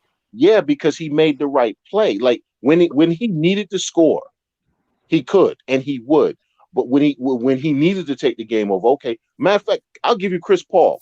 In most of the games in that series, in the fourth quarter, Chris Paul would score a bunch of points. Last night, he did it in the third quarter because it was time to stay all game. Yeah, I know that, but what I'm saying though is those 9 straight baskets, he did that in the third quarter because it was time to step on their neck. But even in the midst of that, he's still passing the ball. He's still giving guys opportunity. The killer instinct to me is, I'm going to put my team in a spot to gut you. And now, if I have to do it, if my man got to do it, however we got to do it, we about to step on your neck and grind the heel. Right. So, does LeBron have a killer instinct, or is he? No. Depending on what you consider, because again, like when I think about killer instinct and I think about those guys, like I remember I used to watch Isaiah Thomas.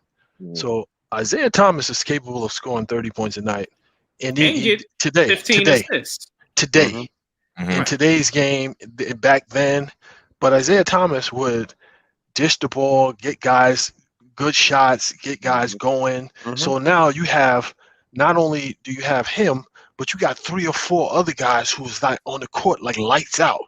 And now you don't know who to guard. It's like the dam is like busted. Like you go and you patch this one up and then this hole is leaking. Or you go and try to patch that hole up and this hole is leaking.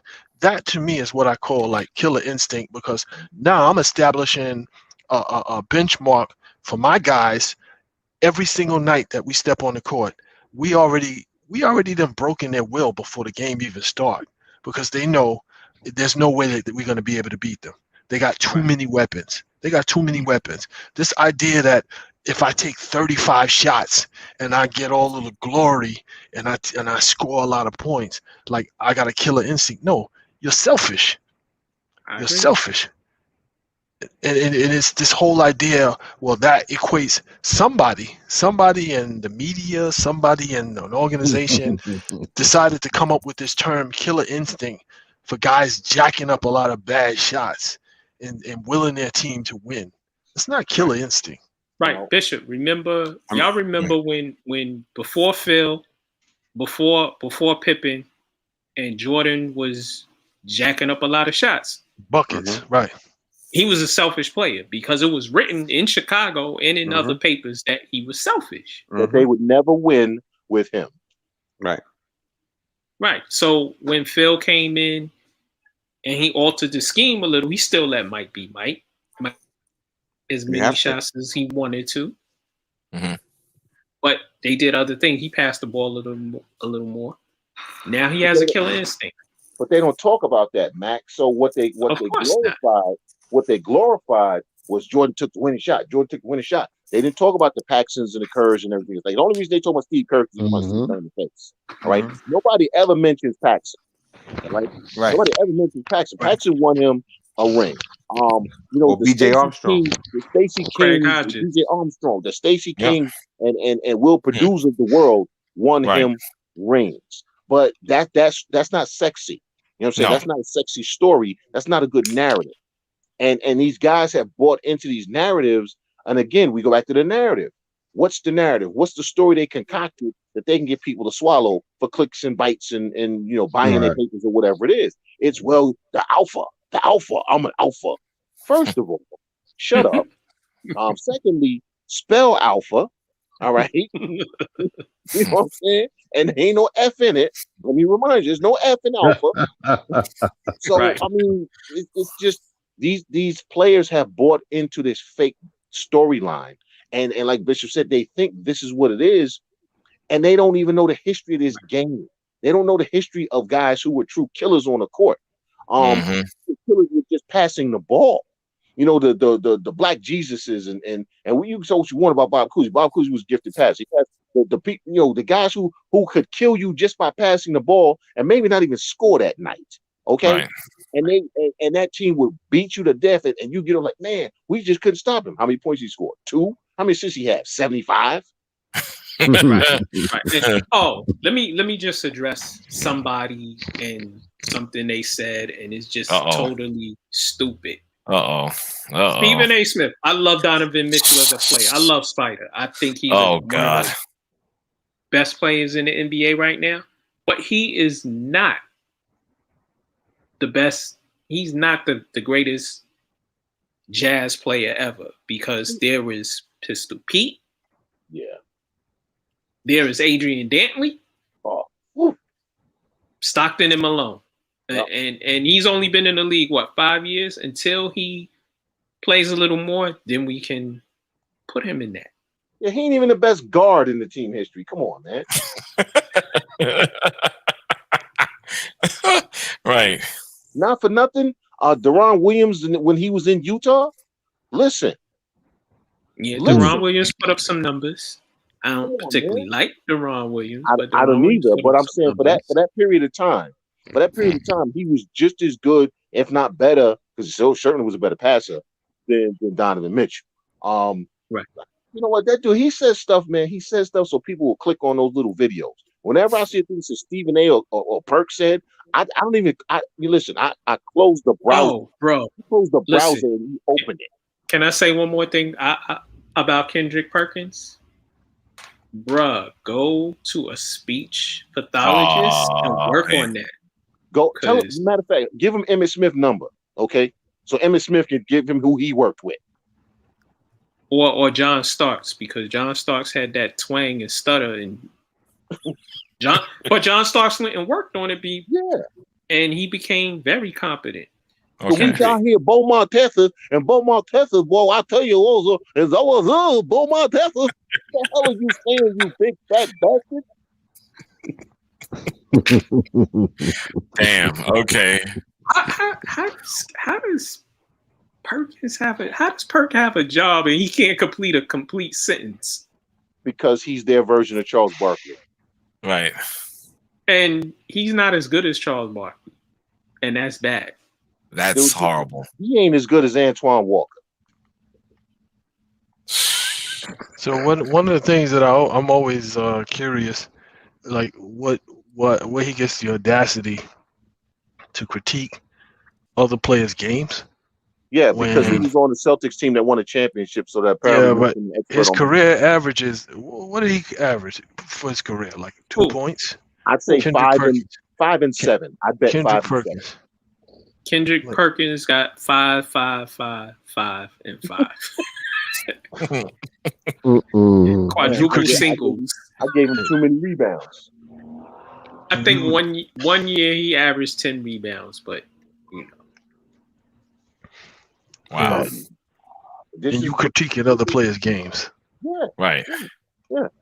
Yeah, he knows what it takes to win a championship because he happened to be on the team. Yeah, so does Big Baby Davis. That means I know what it takes to have a baby. If I'm married and my wife has a baby, I know what it means to have a baby then. I mean, come on, man. That dude need to go somewhere. You know? Yeah. Oh, he averaged, like I said, 5 points, 5.8 rebounds, 1 assist.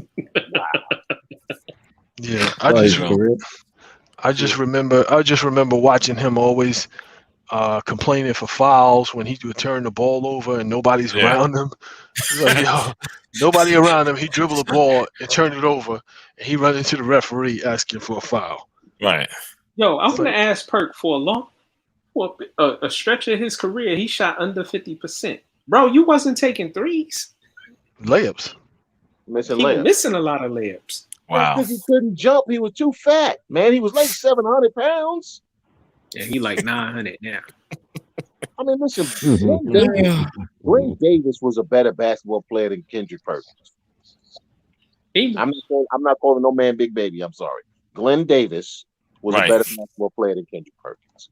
But Chandler, that's the era we in because we got the baby. Oh God! Don't start this. Baby. You know what? Please don't start this nonsense. Please don't start this. Oh God. Oh Jesus. We got baby. You know what though? This is what they do because you got this clown Orlovsky who couldn't figure out where the end line was, talking about what makes a great quarterback. Bruh, you stepped out of the back of the end zone. You can't tell nobody how to be a good quarterback. All right? Yeah.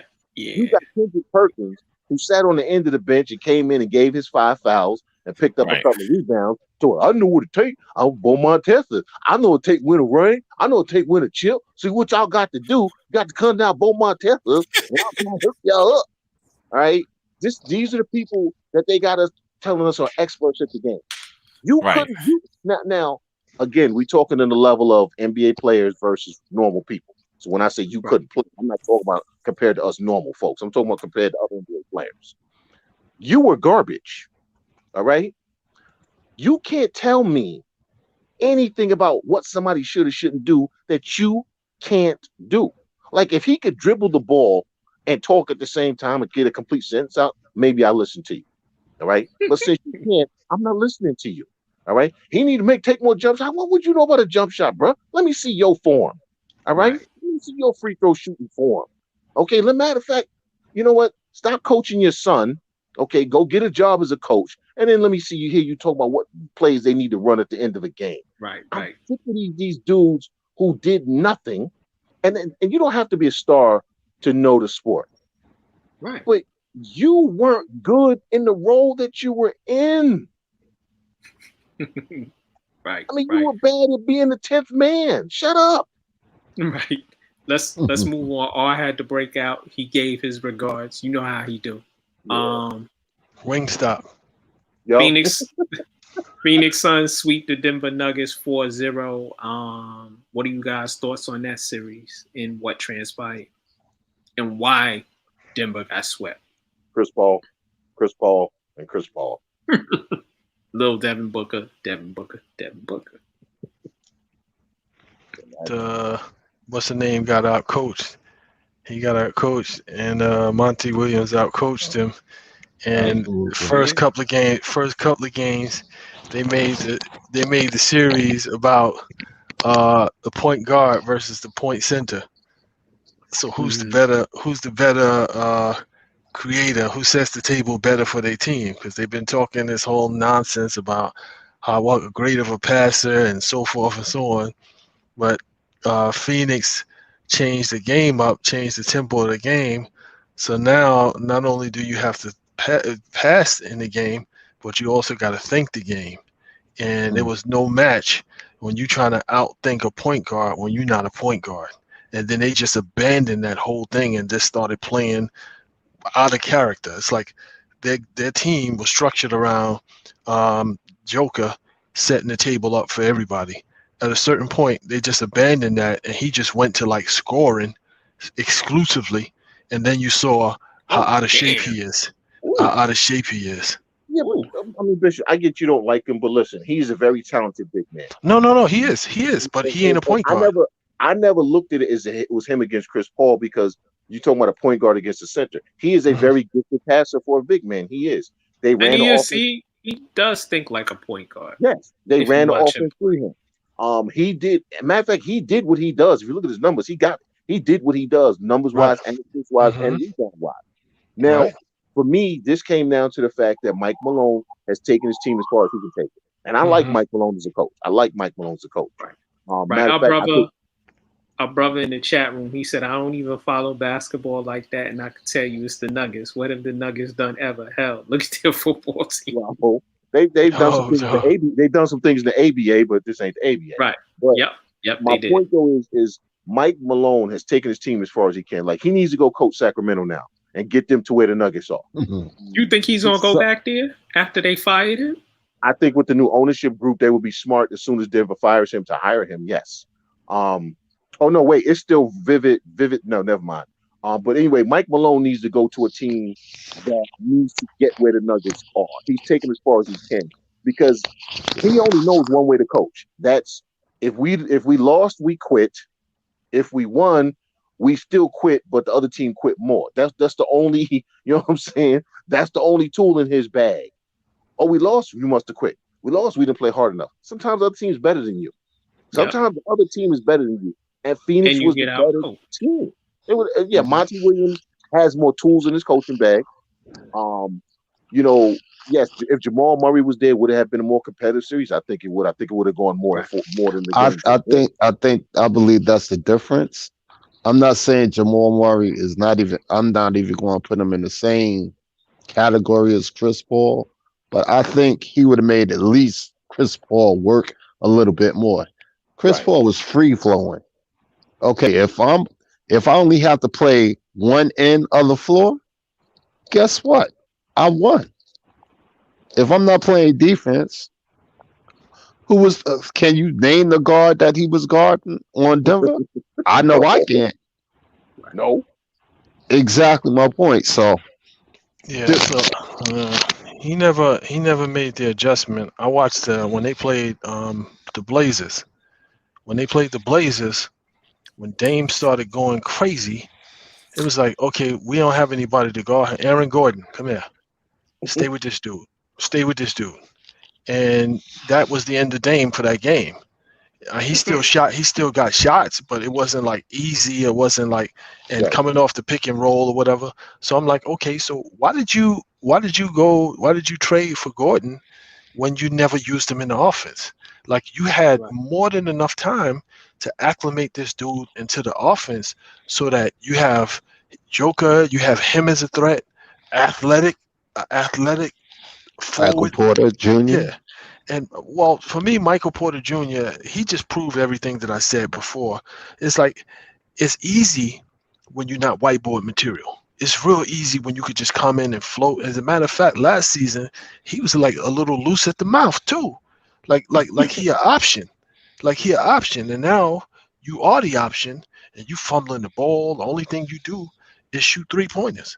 like you 6'10", you athletic, you can dribble the ball, you can hit the mid range, but the only thing that you comfortable doing in the game is jacking up 3-pointers. Now, when it's good, when it's going, it's good, but when it's not,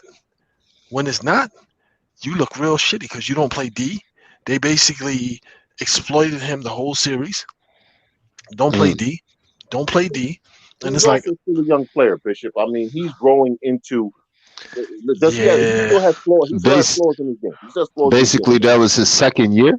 Basically, yeah. But it's his second year. But again, when you make statements that you made, and you had a few games, and you pounded on your chest, and you like, I'm ready for y'all to get rid of Murray, and have it be the 1-2, and I'm the 2. You understand? I'm ready for that. And then you get into a playoff series, and they got what's the dude, the wing for Phoenix? No, not Crowder. The other long, skinny one that shoots from the 3-point line in the corners. Is it Payne or Bridges? No, Bridges. Mikal Bridges. Yeah, he had him on lock. And it's like, yo, so dude, like, and isn't Bridges like in his second or third year too? Third year. Yeah, so it's pretty much This is supposed to be his third year, but remember he said because of the injury. So So again, second year playing. I'll give Porter a pass simply because, listen, he's a young kid. He got the big head. He ran off the mouth. Okay, but at the end of the day, like I think everybody pretty much has said, this comes down to the coach and Mike Malone being out coached. And not making adjustments. And like I said, I like Mike Malone as a coach for a young team that needs a foundation. And they're going to play hard and all that because the Nuggets play hard, but he only has a couple of tools in his bag. I think that's all he's really ever going to be. He ain't learned nothing from the daddy. He's going to be the guy that gets your organization up and running and set, and then you go on to the next coach to take it to the next level. They need a coach to take them to the next level. Right, especially you have two guys like Murray and Jokic. Right, and Murray, and then you add in Porter. You add in, I mean, they have quality players on that team. The kid Campazzo, he was putting in work, and then every time you turn around, you got him on the bench. I mean, he was one of the really only consistent players who was fearless out there, going to the basket, trying to make something happen, and could create. He's a rookie. He's 30 years old. He playing international ball a while. There's some skill there. Every time I turn around, he's on the bench. Like, Mike, put him in the damn game, dude. You get blown out. Put him in. You didn't have JaVale McGee when you could have. JaVale McGee, I think, would have helped you some being active and whatnot, being able to run with DeAndre Ayton. At the end of the day, this comes down to Mike Malone is taking the Nuggets as far as he can take them. They got to make some decisions in Denver. But listen, Chris Paul, you know what? I don't like Chris Paul at all. But you cannot deny that this has been, I think, his best season. Absolutely. Yeah, so, he was in the MVP conversation. So when I told you guys, like, we had the conversation before, and I was like, so he had to have changed his message a bit because the Clippers team that they were on, that was a pretty talented team as well. He played with in the New Orleans, David West. When those were good teams, but when they were in their prime, they were pretty good teams. Bishop, Blake Griffin and what's the other dude that you don't like who's on the Nets now? DeAndre Jordan. They didn't want to listen. Right. They didn't want to listen. So if you notice, though, most of the people who have a problem with him are usually veterans or guys who think they're established. Right. Because you look at Oklahoma City, it was a bunch of kids. Oklahoma City so far exceeded what they were supposed to do. Now, granted, even with the talent that Phoenix had, anybody who says they thought they would be that seed in the West is lying. Now, I thought they'd be a top 5 seed with Chris Paul. You know what I'm saying? But he works better with younger players because you know what? He has the stature where if he barks at them, they're going to listen. With these other guys who think I'm just as good as you, Chris Paul, they're not listening. So now you get into the ego thing. Now you get into the back and forth, and you see what happens. But Chandler, DeAndre Jordan and Blake were young players, right? When they got with him, not in their minds. Because remember, Blake had already won the slam dunk contest. Okay. So he thought he was established. Remember, DeAndre Jordan, they had the bidding war. He thought he was. I'm not saying they were established. I'm saying they thought they were. You know what I'm saying? And we all know once the ego gets involved, you know what I'm saying? It is what it is. Then now you got issues. Whereas with this team here, he went to a team full of guys really without a lot of egos. Like Devin Booker was like, I'm tired of losing. You know what I'm saying? Right. I want to win. Well, Devin Booker. Go ahead, Reggie. I think it carried over from how they were playing in the bubble last year. Yeah. Yep. Then it spilled over, and then Chris Paul. It was a perfect storm for the Suns. Perfect storm. Yeah, he galvanized them. And I know Chandler doesn't like Chris Paul, but what he did in OKC, he got them to bond as a team. Yeah, he did. I think the Clippers were you had too many individuals and too many cliques. Possibly why it didn't work there. Houston, it didn't work because D'Antoni's the coach and he's a dummy. Yep. So your favorite coach? Ain't my favorite coach. Yes, he is. But yeah, I enjoy watching Chris Paul do his thing yesterday. He went crazy. I was like, ooh. And Sure. The Chris Paul thing was never going to work in Houston because D'Antoni had already given the keys to the kingdom to James Harden. You can't have in that situation 2 point guards. Ball dominant. Yeah, you really had 2 point guards. That's never going to work. Okay, it's not going to work. And remember, at that point in time, James basically had to run the organization. Chris Paul didn't come in and tell him nothing.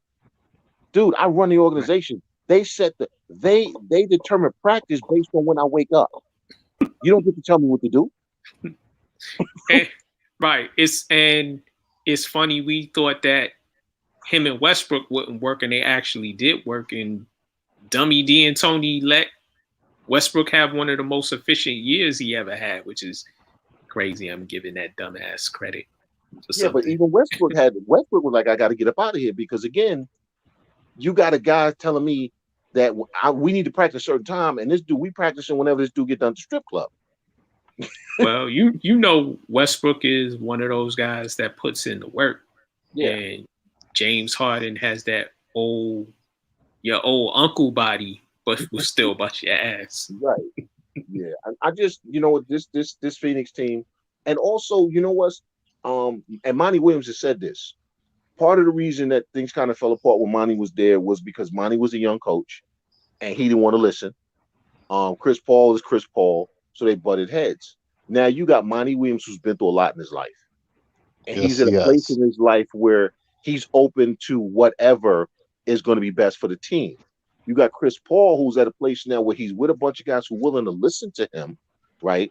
And he wants to chip. Right, who are willing to do the work.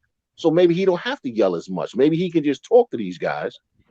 And like I think as Reggie said, it's a perfect storm. It's a perfect storm. I just hope that he stays there. This needs to be the last team Chris Paul plays for. This needs to be the last team he plays for. You know what I'm saying? He needs to spend the rest of his career, however long that is, in Phoenix, because I think they can really build something there. Right. Okay. Let's move on. Somewhere Nate McMillan had a chuckle because Indiana Pacers fired head coach Nate Bjorkgren after 1 year. And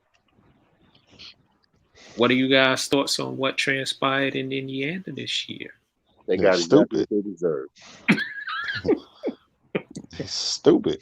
Yeah, Reggie, break it down. Listen. I can't even pronounce this guy's name, so let's go with Nate number 2. Right. Right. I'm like, you got a coach. You had a great coach. I thought he was, with the few stops that he had along the way. He brought, I believe most of the teams that he coached made it to the playoffs. Yep. If I'm not mistaken. Yep. Right. Why you want to go mess up that formula? Hey, I don't get it. And it's a guy who supposedly knows him. Kevin Pritchard is the person who really needs to be fired in Indiana. Well, not just the coach. He needs to go. Yeah, and they have talent there. They have talent there. They have talent. DeMontis Sabonis really blossomed with Nate McMillan. He went Yes, from a sir. guy who we thought was just going to be a serviceable NBA player. He's a borderline all-star. I mean, he made the Well, all-star he is team. an all-star. Yeah, he is an all-star. But I'm saying, like, I'm talking about in terms of his recognition. He's getting to that point where people know who the hell he is. He's not just Arvidis' son anymore. You know what I'm saying? He's established his own name. Yes, sir. Miles Turner, who in college honestly was a plotter. This was a guy who all he could do was go back to the basket. He had to shoot threes. He had changed his body. He run up and down the court. He's one of the leaders in block shots. Nate did all of that. Okay. And you got rid of him. Why? You still can't explain it. So then you bring this other dude who don't get along with nobody. The team underperforms horribly. So now what do? Now you got to go get a coach like Nate McMillan, who you already had and let go. Okay. So did we talk about the female coaches yet or not? Not yet. Oh, but, okay. I'll be quiet then.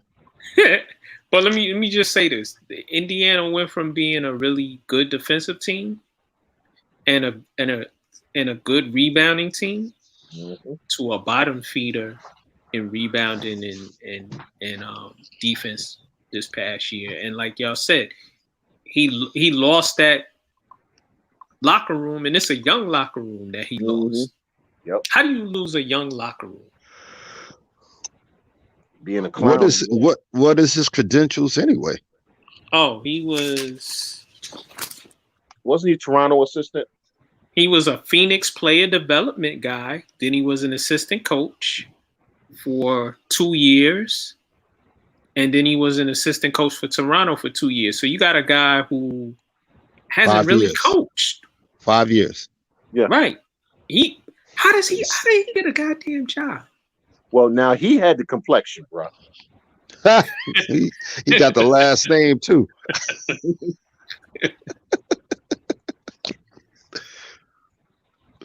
That had to be a buddy hire. It had to be. Listen, okay. Kevin Pritchett is a clown. He's a clown. I don't know why Indiana. Why that name sounds so familiar? Oh, his college career. Yeah. DePaul? No. No, who? Tell him, Chandler. I forget where he played. I remember he had a decent college career. Kevin Pritchett. I think he played at Kansas. Kansas. Okay. Manning. Yeah, he had a decent. Oh, yeah, the Danny Manning team, right? Okay. So Larry Brown got in somebody's ear in Indiana. That's what that sounds like to me.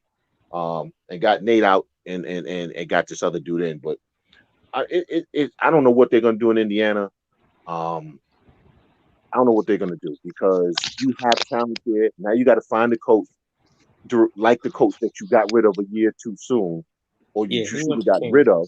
And the only thing is, if Atlanta's smart, they give Nate McMillan a 5-year contract extension right now.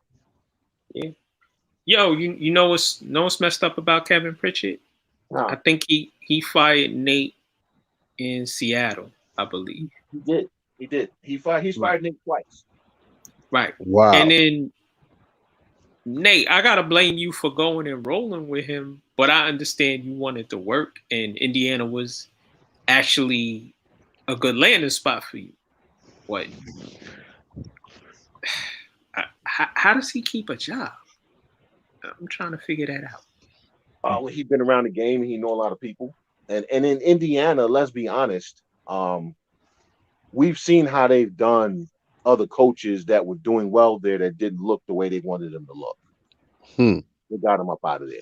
Indiana's a kind of a special case. It's a special case place where they only want certain kinds of people to be successful based on the demographics, based on the fan base. The bad wax.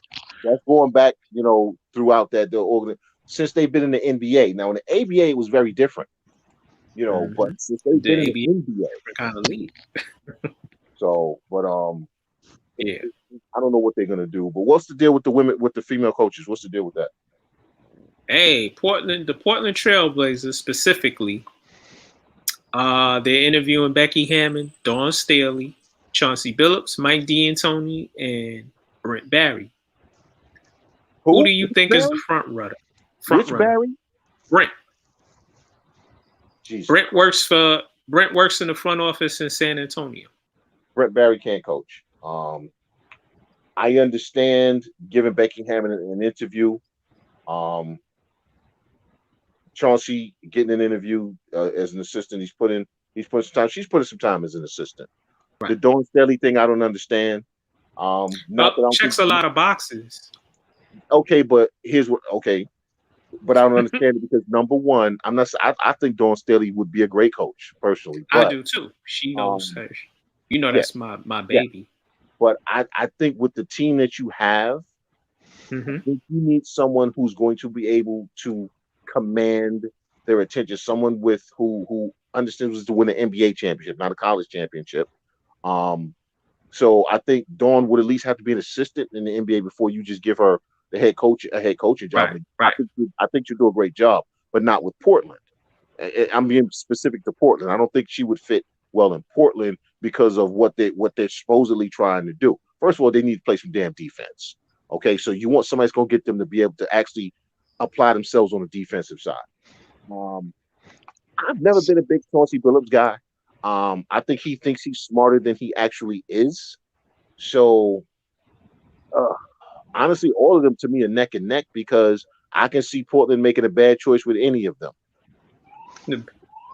Well, Mike Diantoni is making the rounds. He's interviewing with Portland. I believe Boston and Orlando are also interested in him. Now, if he gets another job before Chauncey, Sam Cassell, or Darvin Ham, I will never watch another NBA game. I'm sorry. I guess you won't be watching it then, dog. I won't be. You won't be because they want to tie these retards all the time. You sound muffled, Reggie. Oh, you sound a little muffled. That was so much. I said they hire these retreads all the time. I think you need some. You definitely need some fresh blood. Like, how long was Monty Williams on the sideline before he finally got a job? I mean, I know he was with New Orleans. He was with New Orleans for a minute, and he tried, and whatever happened. But he got another shot. Right. And look at where they at. You got to start somewhere. I mean, you got to start somewhere. You got to start with fresh new blood. You can't keep doing this song and dance with these old coaches doing the same thing and getting as far as where they're going to get. Yeah. And the other thing is, what's the biggest issue with Portland was the fact that they couldn't stop anybody, right?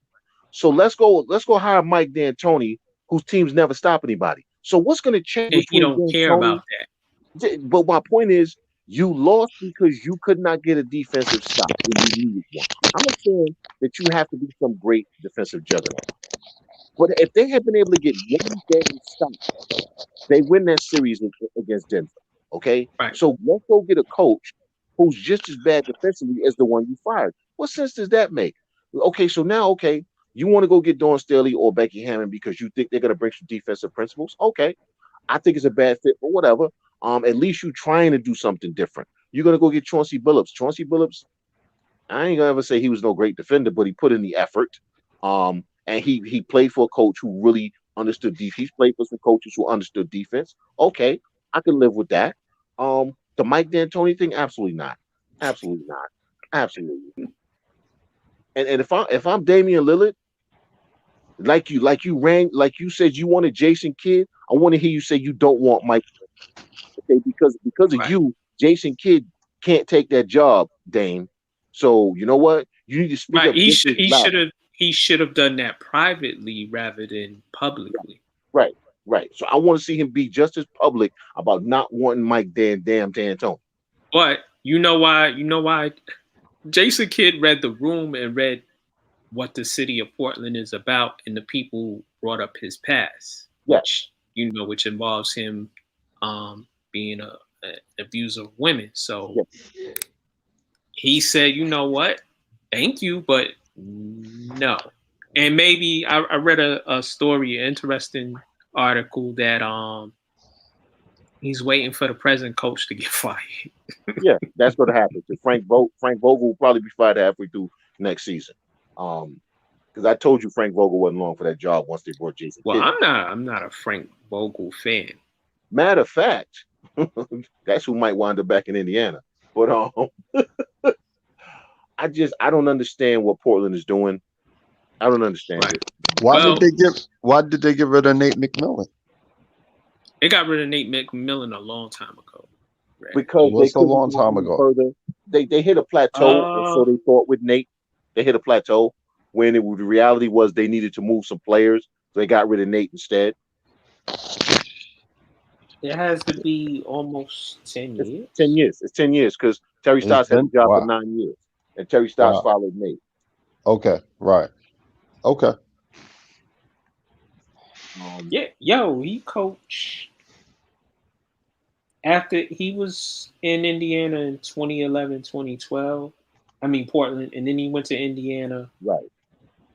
2013, 2014. He was their assistant coach for 3 years, and he got the job in 2016, 17, and coached them for 4 years. The thing with Nate is there's a ceiling with Nate as well. Honestly, there's a ceiling with Nate, and he made progress with Indiana. But my thing with Portland is Becky Hammon. I can see that. Dawn Staley, that surprised me, but Dawn Staley is I watch women's college basketball specifically because I like South Carolina. I like Dawn, so she is a good defensive coach. I don't know if that applies on the men's side. We would have to see. Chauncey, it's basketball, bro. You're right. Chauncey, I don't know. I would look at Sam Cassell. There you go. Mike D'Antoni. Teams need to realize and see that series with Golden State in Houston, and they kept shooting. And I got in an argument with somebody who was like, "No, it's not that." I'm like, "Bro, they went 0 for." It was one stretch where they went 0 for 27, which means you didn't adjust, you didn't change nothing, you kept doing the same goddamn thing, and y'all lost. Yep. He's just not a good head coach. He's not. You know, even Pat Riley has admitted that he made a mistake by letting John Stockton. Pat Riley is one of the best coaches that's ever played. Pat Riley has said he made 2 mistakes in that series. He didn't activate Doc when he should have, and he kept John Stockton, right? But to this day, Mike D'Antoni says, "I didn't do anything wrong. It wasn't me. It was the player. It wasn't me." Listen, if Portland actually wants to win, then Sam Cassell's name needs to be in that interview list. And like I said, I think Dawn Staley is going to be a great coach if she coaches. Yeah. I think Portland would be I don't think Portland is a good situation for her. Right. Portland also needs to trade CJ. I like CJ, but you got 2 small guards. CJ gives effort on defense, but Dame doesn't give enough effort on that end of the floor, and Dame isn't a good defender. So and they're both what, 6'2", 6'3". I think you can keep them if Nurkic was willing to play defense, but since he's not, you got to move Nurkic and get you, a Clint Capella type. You understand what I'm saying? Mm-hmm. You see some role players, some Robert Covington, some Clint Capellas, some guys who are willing to cover up the gaps, to play good team defense. And I think you can win because at the end of the day, again, if Portland makes one stop in that 55-point game, they make one damn stop, they win that game and they win the series. Right. Listen, I know guys love to see Dame do what he does in the playoffs. And I'm sitting here going, they didn't go nowhere. He had his one great game, which he does every year, and they still go home. Yeah. I mean, but and also in those games, it always comes down to they couldn't get a stop, which is why he had to keep shooting. or you have guys like Covington missed the dunk and CJ missed the layup and stuff like that. But those things happen. At the end of the day, if you get a stop, you win that game. And like I said, it's crazy because I don't know what Sam Cassell did to these. And I know nobody likes Sam Cassell when he played. But that man has earned a shot. Darvin Ham has earned a shot. They've earned their shot, but they can't seem to get it.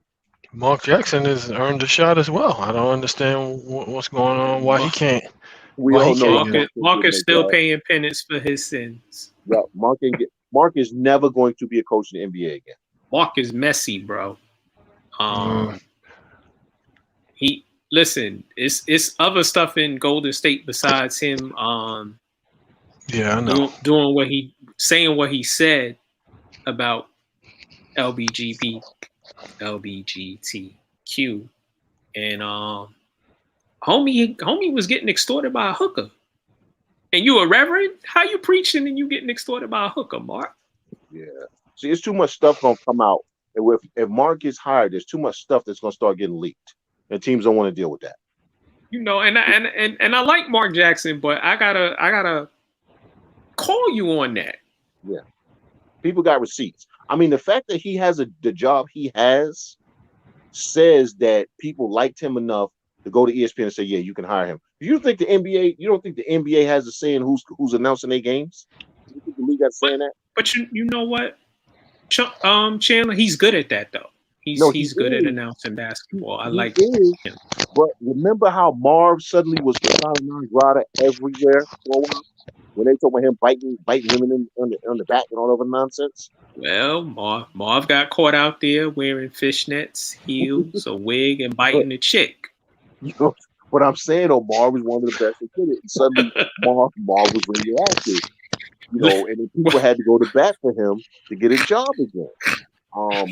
He had to. You have to let that stuff die down. He was hungry. He was hungry. What Mark needs to do, honestly, he needs to go to college ranks. His only road back to being an NBA coach is to go coach in college. Juwan Howard has gotten some people who have said he might get an interview. Jerry Stackhouse needs an interview as well. Yes. Yeah. Well, Juwan said he's not doing it. He's come out and said, "I don't care what you offer me. I don't care what team it is. I'm staying here." He has his dream job, man. Oh yeah, I guess he's gonna stay at Michigan for a little while and maybe come to the NBA. He's not. Juwan Howard's not coaching the NBA. You never know, bro. Juwan Howard will coach at Michigan, or I don't think he'll be coaching at all. I think he has his dream job. He has his dream job.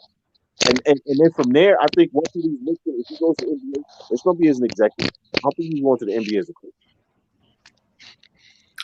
You know who else I see probably becoming a coach? What's the brother that's still playing on Miami? And he was playing with them 20 years ago. Udonis Haslem. I could see Udonis becoming a coach. Just because he's in the role that Juwan was. Right. With Miami, he was still on the roster, but not necessarily playing, but also coaching. Udonis is doing that. Yeah. I can see him moving to the bench soon.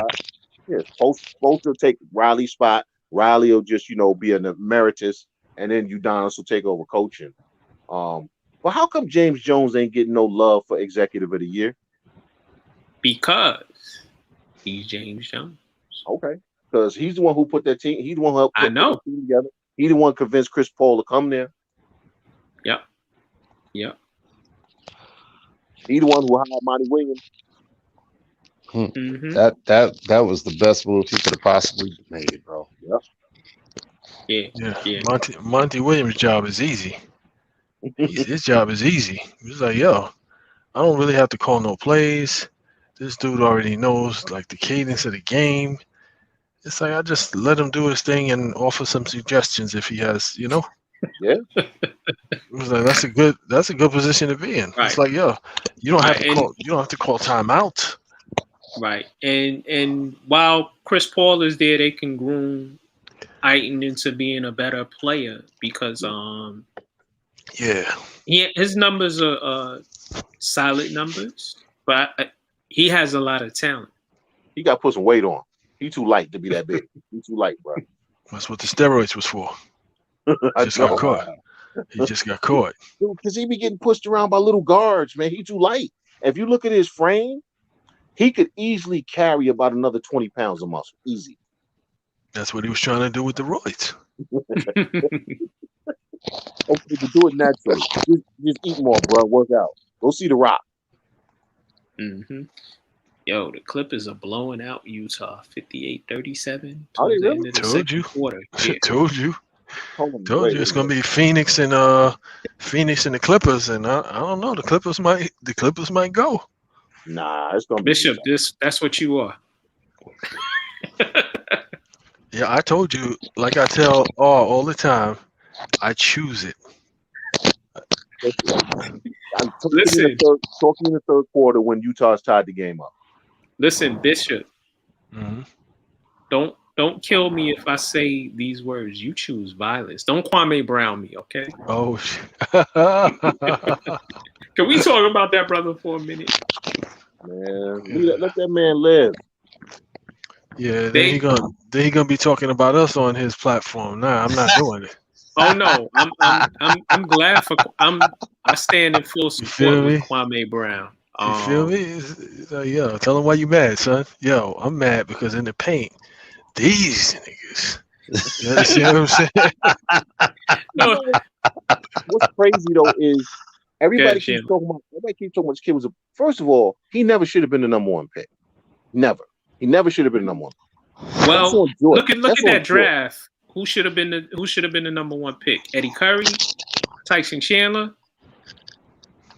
You got to go down a ways. That wasn't a great draft. But my point is, he shouldn't have been the number one pick. So because he was picked in the wrong spot, it's his fault. And he went to a team that had no idea how to develop him. By the way, with a dude whose only tool in his bag is to beat you down and berate you. I've never understood the Kwame Brown slander because I've never understood if anybody that was drafted in the wrong spot. You drafted him in the wrong spot. That's not his fault. Okay, let's look at that draft. Okay. Kwame Brown was 1, Tyson Chandler was 2, Paul Gasol was 3rd, Eddie Curry was 4, Jason Richardson was 5, Shane Battier was 6, Eddie Griffin was 7, Diop Desonga was 8, Rodney White was 9, Joe Johnson was 10, Kedrick Brown was 11. I don't even know that dude's name. Richard Jefferson was 13. Jason Collins was 18. Zach Randolph was 19. Brendan Haywood was 20. Gerald Wallace was 25. Jamal Tinsley 27. Tony Parker 28. Who would you have taken in that draft at number 1? At number 1, I probably would have taken Pau Gasol. No. I would have taken Pau Gasol number 1 over Kwame Brown simply because he had some what the track that. I wouldn't have taken Kwame Brown number 1. There's no way I would have taken him number 1. I would have taken Tyson Chandler or Eddie Curry number 1 before I took Kwame Brown. Eddie Curry was the person who, out of those guys, he was the one who got the most publicity, and I thought he would probably go number 1, but it's a tough draft to pick somebody. And you're right, it's not there was nobody that wound up the way we thought they would. Powell did. Well, Powell became a Hall of Famer. Everybody else got guys who had really good careers like Jason Richardson and Joe Johnson. Zach Randolph had a good career. Gerald Wallace had a good career. Richard Jefferson. Johnson had a good career. Tony Parker's a Hall of Famer. Yeah. Hell, Tony Parker could have went first. But see, okay, remember when LeBron left Cleveland and they magically got the number 1 pick that next year, and they drafted that Canadian kid that nobody had ever heard of? Mm-hmm.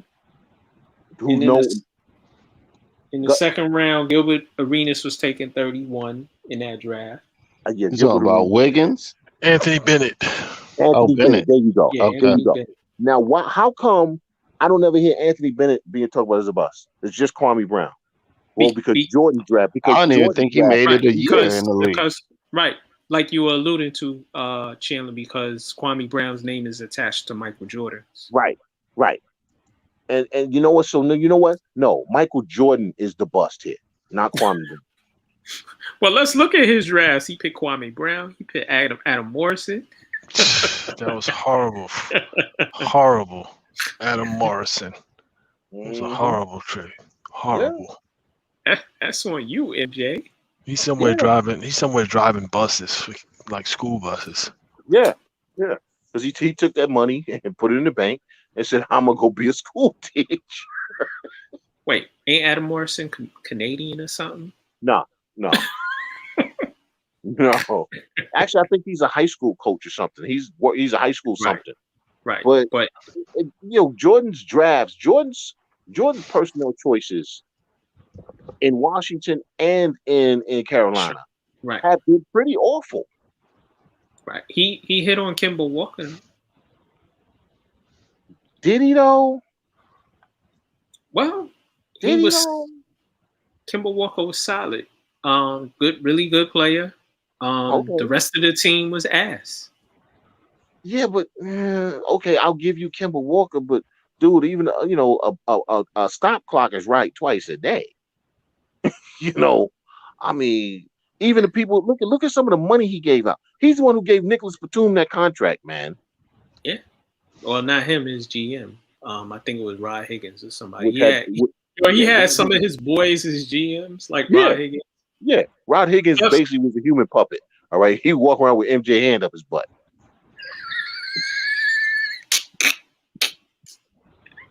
Everybody trying to listen.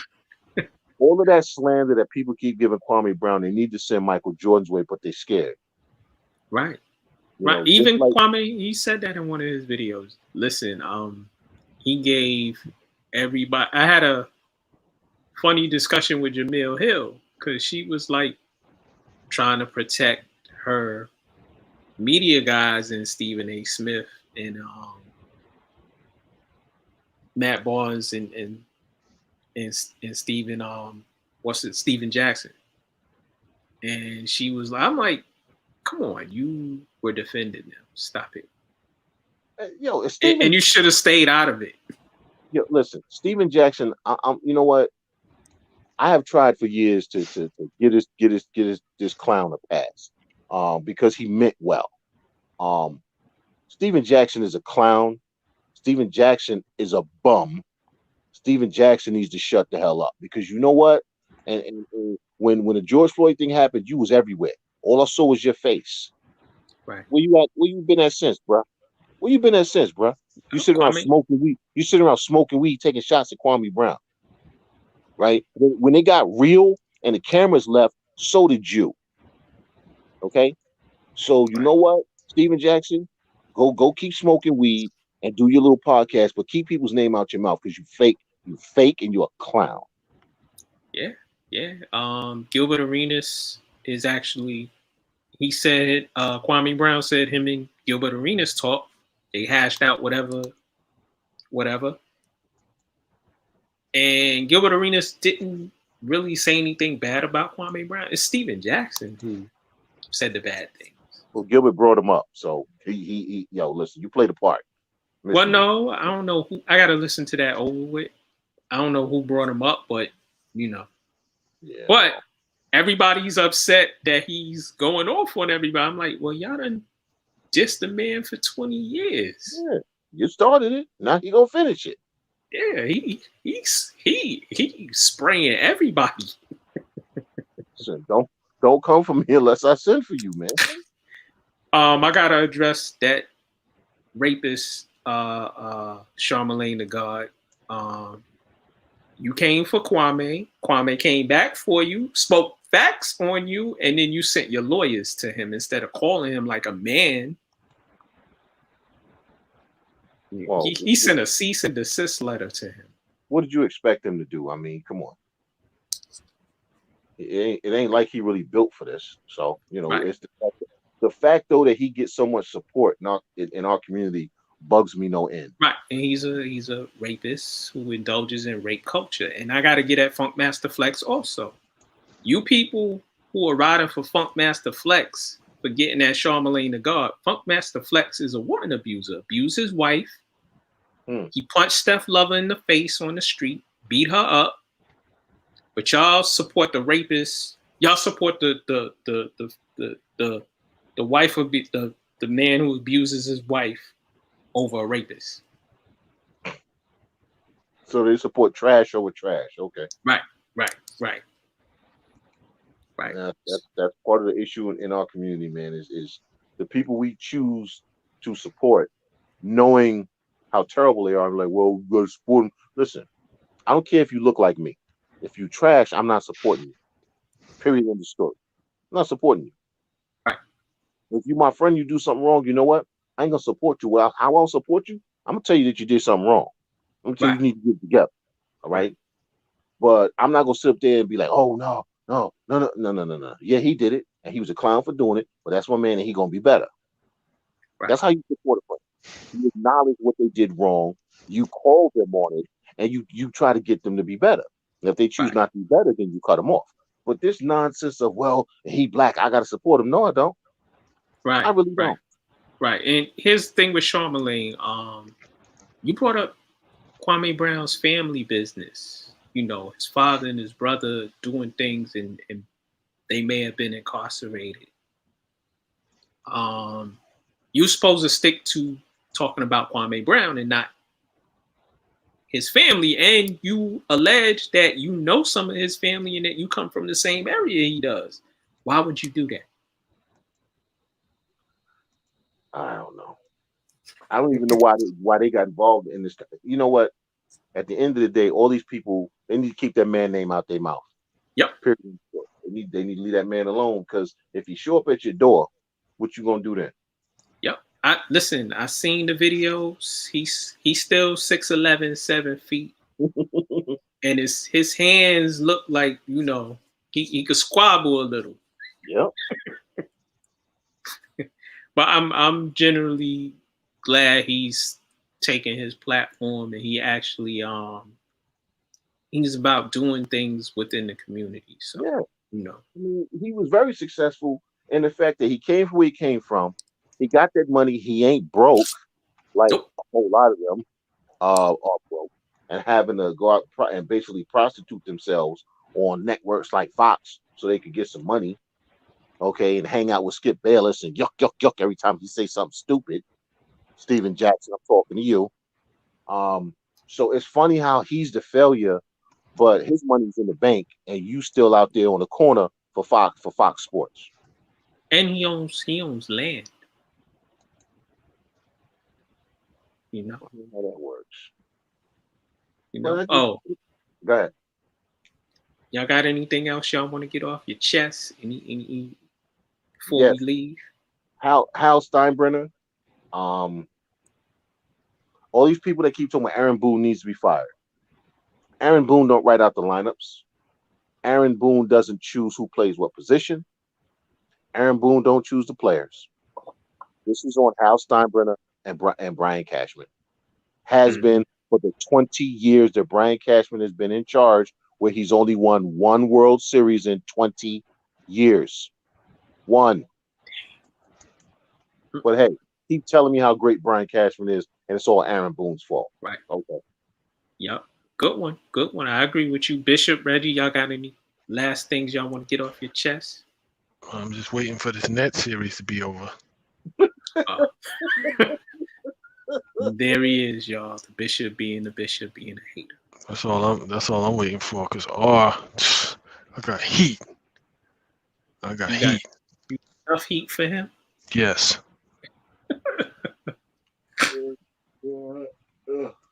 Listen, y'all, this is In the Paint. It's the realest show in sport. You see what that says right there. Subscribe to our YouTube channel, In the Paint Media Group. Hit the subscribe button, please. Support us. Share the show. Like the show. Listen to the show. It's In the Paint, the realest show in sports. I'm Max 611. My partner, R. Jones, had to break out. I think, as Bishop said, he went to get some wings, right? Yeah, boneless. Parmesan crusted. And with that, I'm a bid y'all adieu. I say good night. Peace and love, everybody.